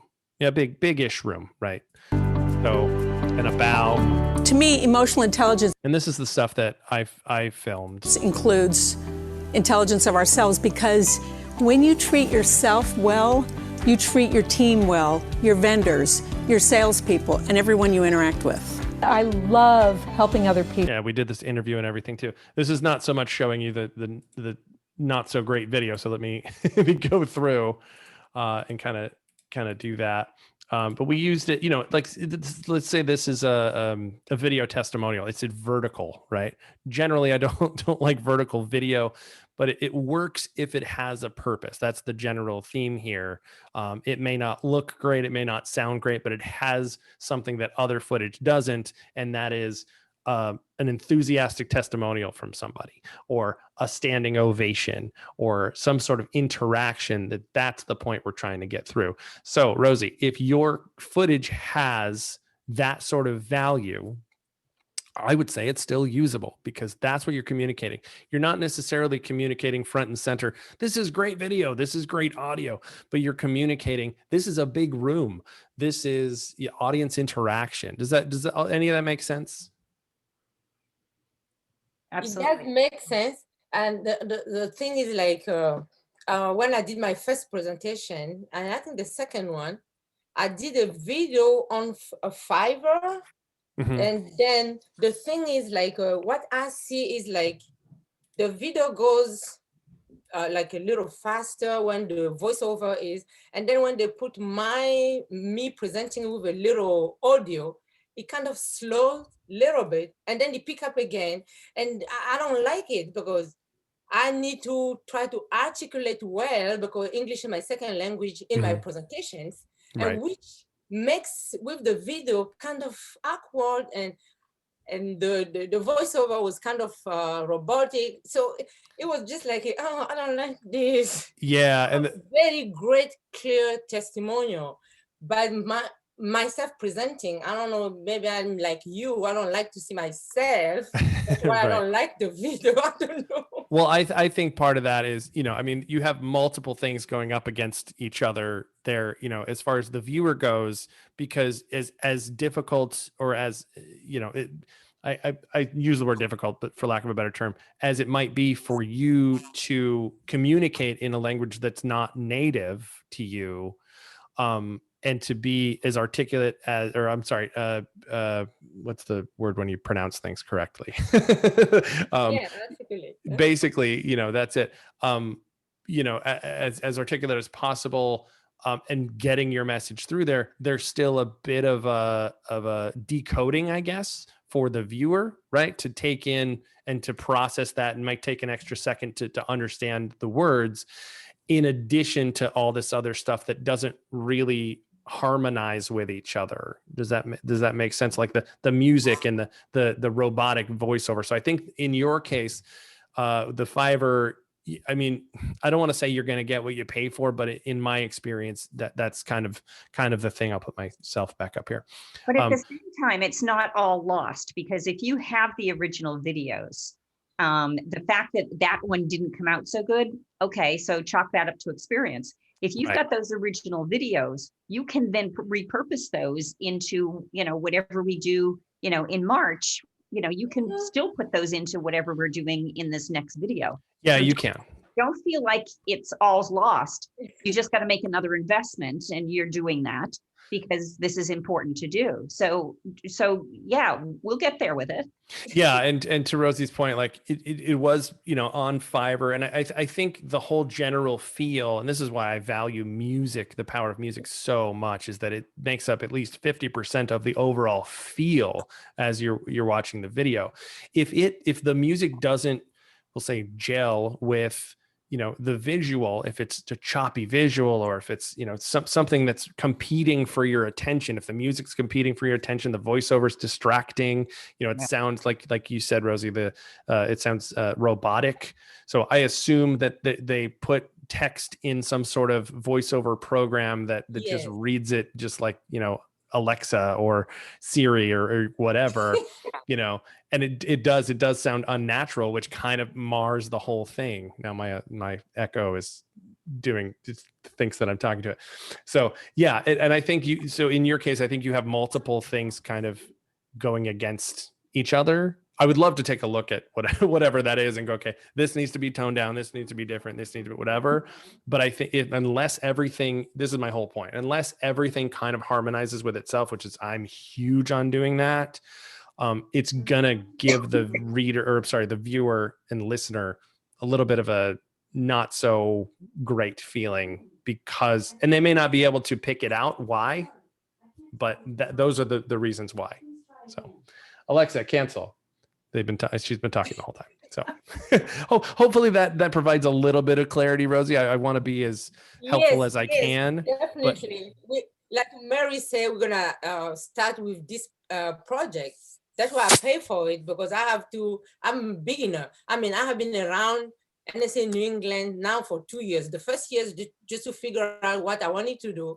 Sure. And the second year, now I need the website. I need this, I need this, I need that. And then I just figure out it's overwhelming. I'm not a technology person. I'm not a video savvy. It's too much with a full-time job. And I'm like, oh, so I just need somebody to take me step by step. Yeah. All I know my material and I know how to present them, and everything around, I'm lost. Okay, perfect. So working with a video editor, honestly, I'll say this, not for my own personal gain by any means, but I think in a lot of cases, this is the case with speakers, is you do what you do awesome, right? You do the things that you do very well. It might be a bit of a different mindset to put all that on hold and think outside the box, think with a different kind of view and a different process, mechanical process of putting things together. In other words, there's a reason you do what you do so well, and there's a reason that I do what I do so well. And in your case, I think you probably would be best to have somebody edit your videos in a way that is more a partnership. That's how I usually like to work with. If people are willing to work that way, to go, all right, I can handle all the heavy lifting and all the movement and things, and I can make happen what you might envision in your head, but you may not be able to know the ingredients that go into that. But together we kind of explore that and make a reel together that we're both proud of, that you want, that makes you feel the way that you want people to feel. You know, even I've had so many speakers just go, wow, I did not know that I could amaze myself. Like, it sounds pompous, but it's not. Like, I didn't know that I could, like, I'm so excited. Watch, I want to hire me. Like, I've had people go, I want to hire myself, you know, from watching a video. I'm like, job is done at that point. So does that make sense, Rosie? Yes, definitely. Okay, awesome. Cool.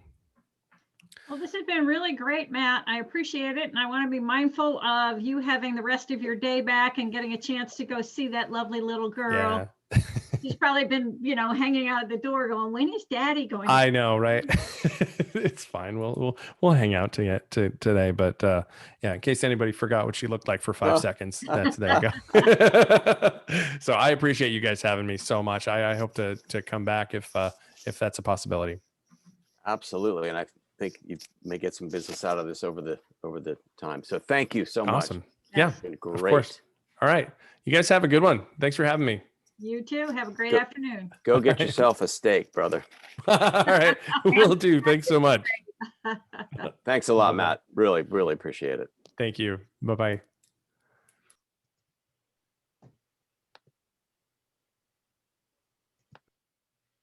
Jennifer and Roger, can you hang on for 1 second? Sure. Thanks. I want to copy this information. I want to save the chat, so I got that information. Good idea. Yeah, and what I just sent you, Mari, was Gail Cohen had messaged me during the meeting and had some questions, and I thought if she didn't have a buddy, that it would be a good. So is she a new member? I think she was a guest today. Hang I on. thought she said she had joined the chapter. Okay, I'll have to look. Yep, but sorry, could.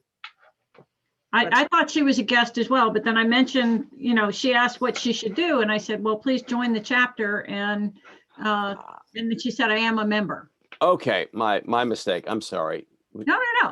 Roger, I don't expect you to keep every member in your head. I keep the number in my head. We're over 70. That's what I know. Hang on, let me just look real quick. Yeah, thank you. I tell you, having access to this has really been tremendously helpful to have access to Wild apricot. wild apricot. So I I need can to- see things and I can find people and Yeah. I need to do that. Cohen. She is not a member. She is. She may have just joined. Well, actually, if Mara, you're looking at the latest list on the wild Yeah. apricot. So Yeah, let me find her in our contact list and let me was just. she on the PowerPoint? Yes. She was What- on the PowerPoint. What column? I thought you had put her in as a guest. I think she was the one who ended up at the end. That's what I thought, that she had just signed up last night. Yeah. Hang on, let me find her based on today's event. That's the way I can do it. Yeah, she said her note says, I did join NSA New England a while ago. So maybe she was a past member. Huh. Yeah, I don't. So I know she paid the fee as a guest, so that's why I wrote her. Well, that as would a- be weird. as Why a- would she pay the fee? Yeah. So maybe it is what she meant in her message is that she used to be a member, but That could be. So we Yeah. need to figure out who she is and where she is. So Gail Cohen. Okay, I'll figure out where she is. I'll find her in here. and Okay. her email is gail@gailcohen.com. Yeah, I saved the chat, so I'll get that. So Gail at Gail Cohen. So did it feel a little awkward, or was it just me being sensitive that we have Matt talking about all this video stuff and he's not the person we selected for the video event? I was aware of it, but I think it's fine. I didn't. Yeah. In an ideal world, it would be great if it's a 1-2. Yeah. But he was very gracious. Maren, I actually think it's better that he was different, and that because it seems a little. We've done this before where we had the video person be our speaker, and then they promote the video event during their entire presentation. And it feels self-serving. Right. But I would definitely consider him for next year. I mean, that's the nice thing about this is we just had the opportunity to learn from him and see him in action. And we know a bunch of people who've used him to produce their videos. So, I would absolutely put him on high on our list to talk to for next year's event. Yeah. And I think having different videographers as we do these is better than having the same person each time. Well, because those of us that are participating in the video event are going to have 2 educational sessions with Chuck.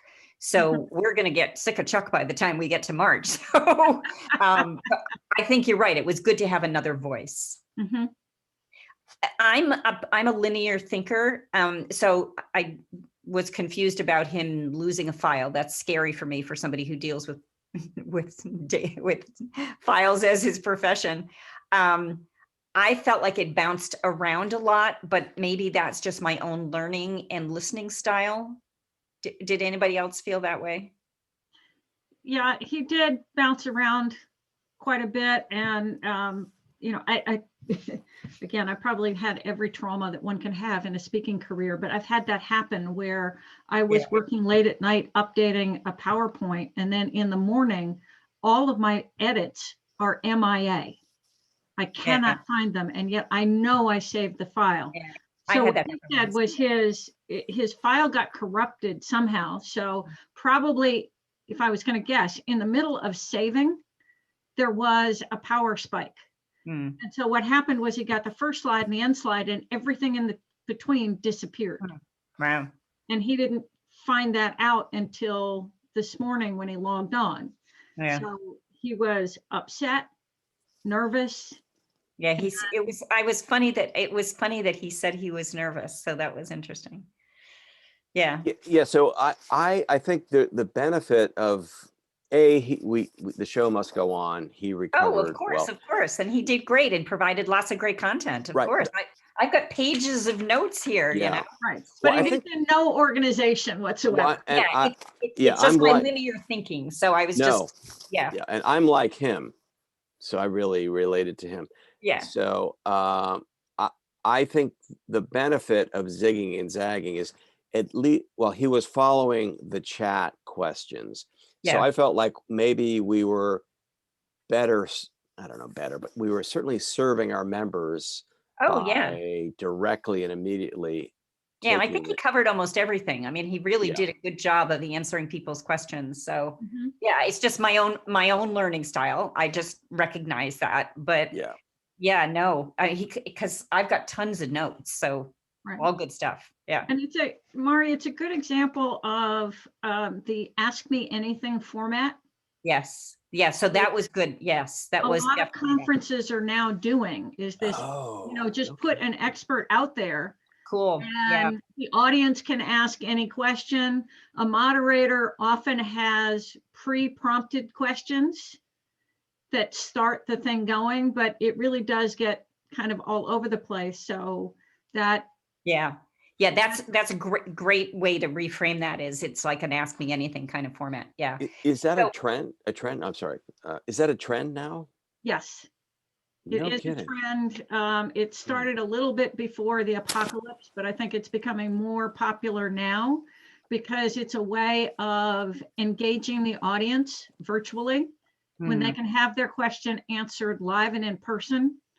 And the other benefit of it is it proves to the audience that the presentation is in fact live.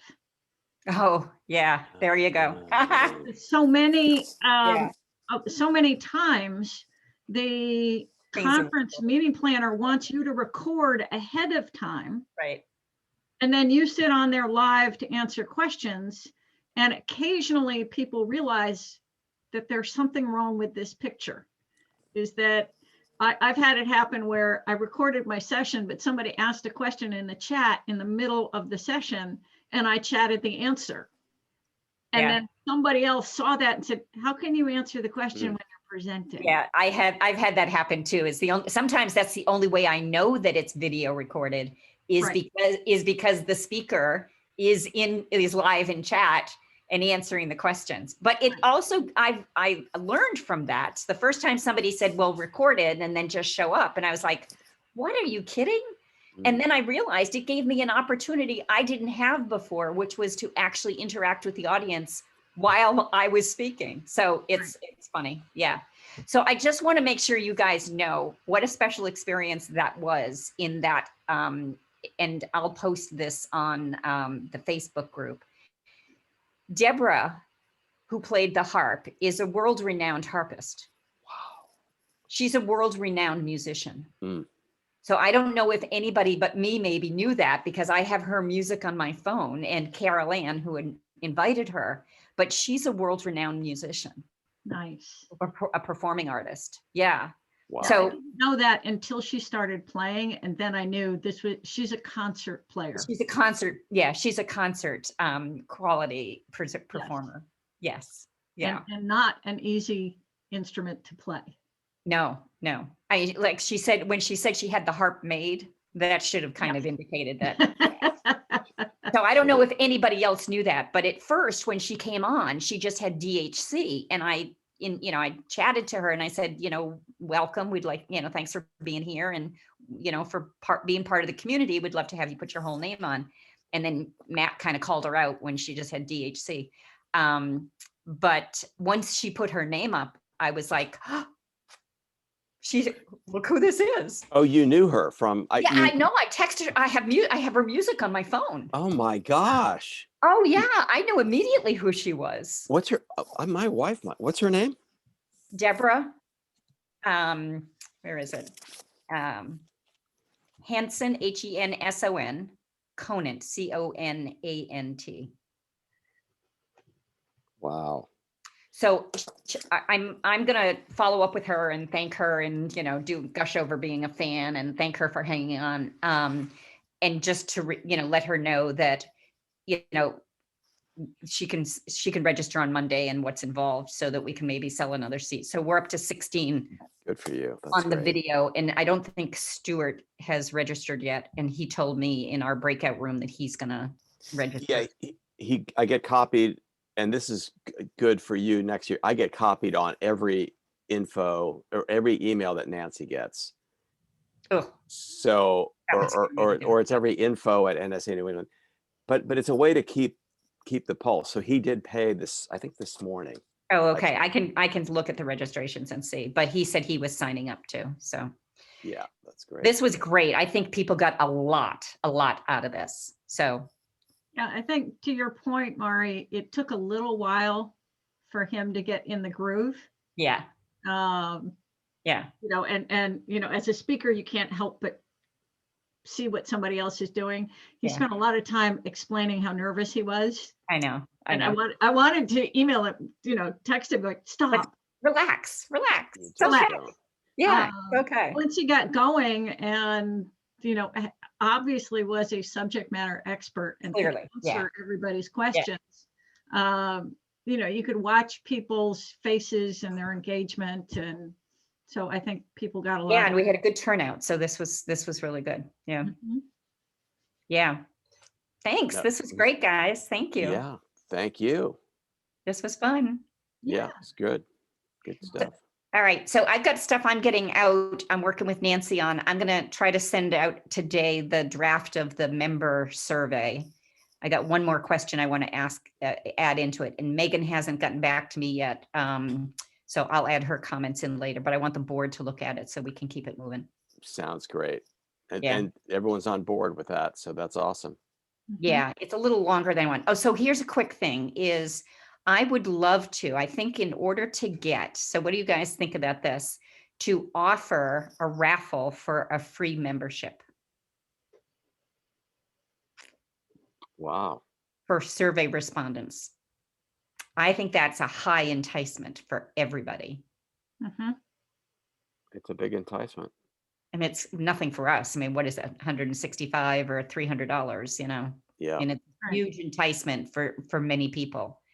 So if you guys are okay with, if you think that's okay, I'll put that in the email to the board members, but yeah, I would ask the board, I think. Yeah. I would think that that's going to be a huge enticement Mm-hmm. for people to complete the survey. And because we're going to send it to non-members too.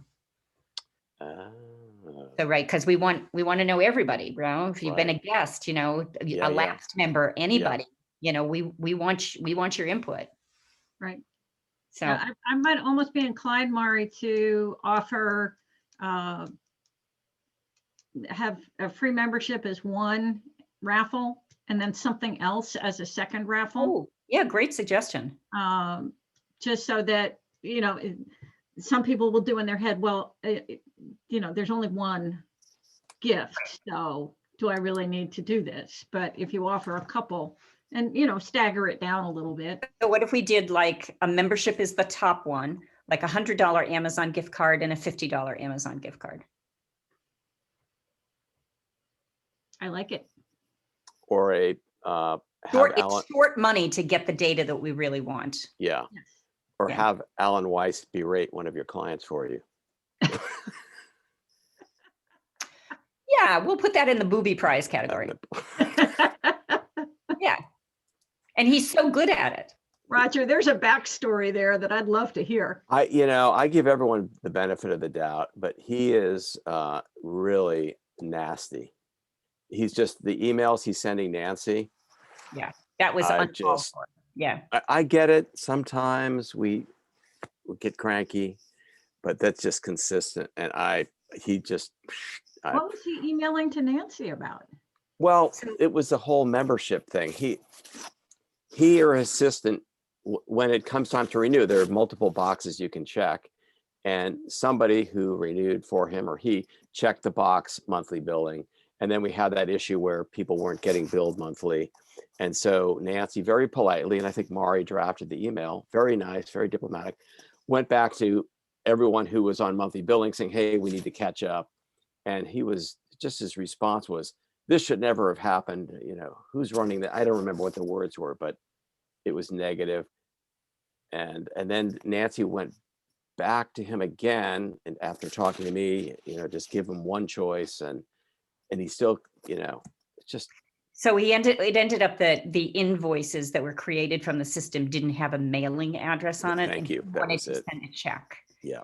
So first off, we got to stop taking checks, because then I end up going to the bank with it, right? So, we've got to stop taking checks. But anyway, so the fact that he wrote back this really nasty email that said, seriously, did you just send me an invoice that didn't have a mailing address on it? Thank you. That was it. And it was just uncalled for. I mean, it's just uncalled for. Yeah, it's uncalled that's for. way too over the top for something that wasn't totally uncalled for, right? At him in particular, and wasn't deliberate. Exactly, right. Wow. And that was the second email. Yeah. Just uncalled for, right? There's no need to be nasty to anybody, right? No. And certainly not somebody at his level.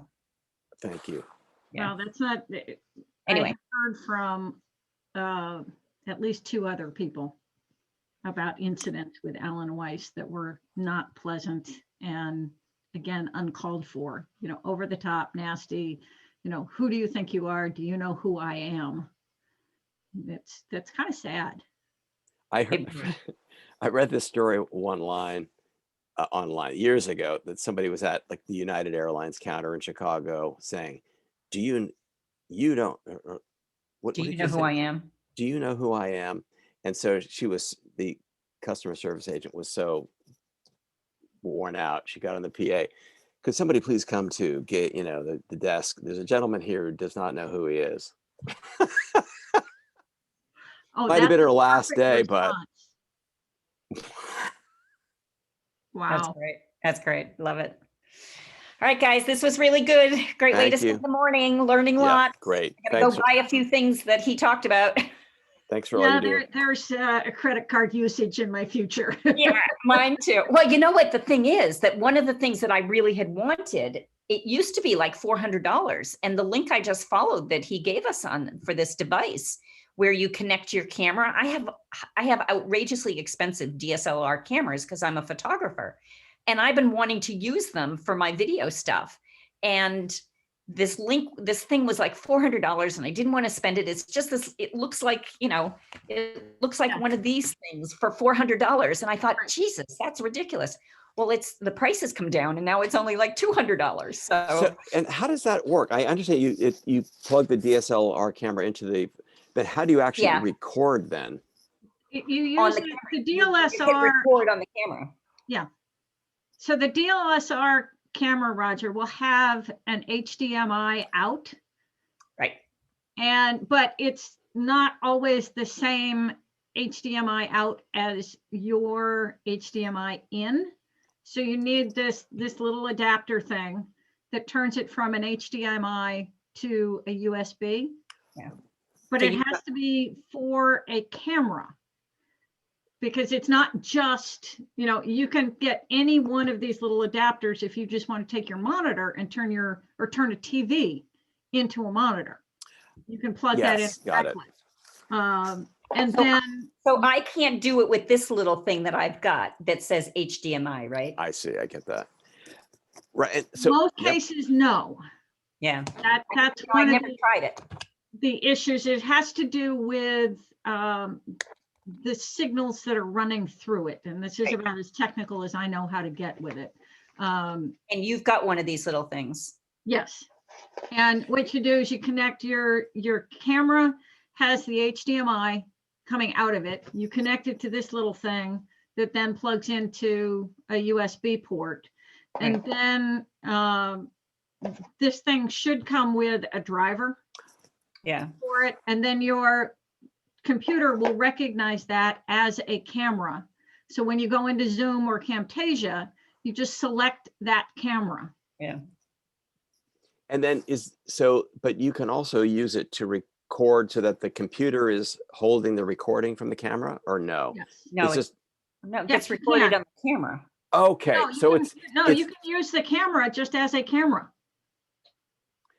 And then where is it? Your computer, you record, the DLSR is just another camera like a Logitech, etc., and you record on your own computer. Like on Zoom or something, like what do you use to record on Zoom or? Yeah, well, I haven't got my DLSR set up quite right yet. Okay. But a friend of mine does have one, and this is the setup that he had recommended to me. And he uses the DLSR just as a camera. He's not recording to the camera. The camera is not storing. Okay.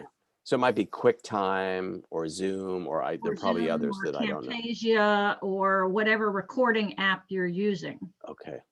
But the idea being is that the quality and the control that you have, right? So you can get, you know, you can zoom, you know, you can get depth to field for your background, you know, none of which you can do with this or your Logitech camera. Right. Right. So you get far more control over what your image is that's coming through on the camera.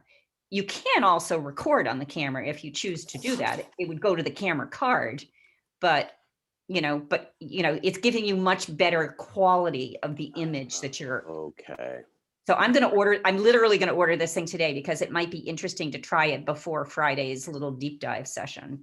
So. Yeah. And, Great. and, for your Friday deep dive, you could show what it looks like with your current camera. Yeah. And then switch to the other one so that people can see the difference. That's a great suggestion. Yeah. Just like you can go from your, sometimes when I'm showing people about virtual, I go to what I'm using now is the Logitech C920, but then I'll show them what it looks like from my laptop camera and how horrible that looks compared to the Logitech. So doing that compare and contrast. Yeah, that's a good idea. Is a nice way of showing the benefit. Even just try to do it. I haven't done it, but even just trying to do it with my iPhone. I'm going to have to set up all my tripods. Oh boy, and here we go. iPhone, connecting your iPhone as a camera will also require an app. Yeah, but I think he said it was like $7.99 or something. It's a cheap app. Yeah, there are free ones too, and cheap ones that you can download to be able to connect your camera, but connect your phone, but your laptop or your computer won't automatically recognize your phone. Right, I know that. Yeah. All right, good stuff. Bonus session.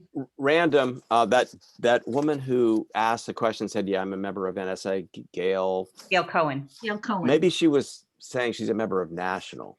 I don't know. I'm trying to think. I can check it against both lists. Yeah. I'll check it out and follow up. Okay. It might be National, or it might be that she used to be a member.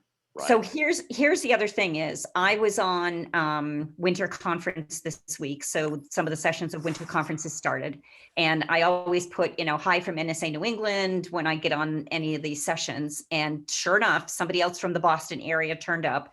Roger, I sent you a message about her. I don't remember her name off the top of my head.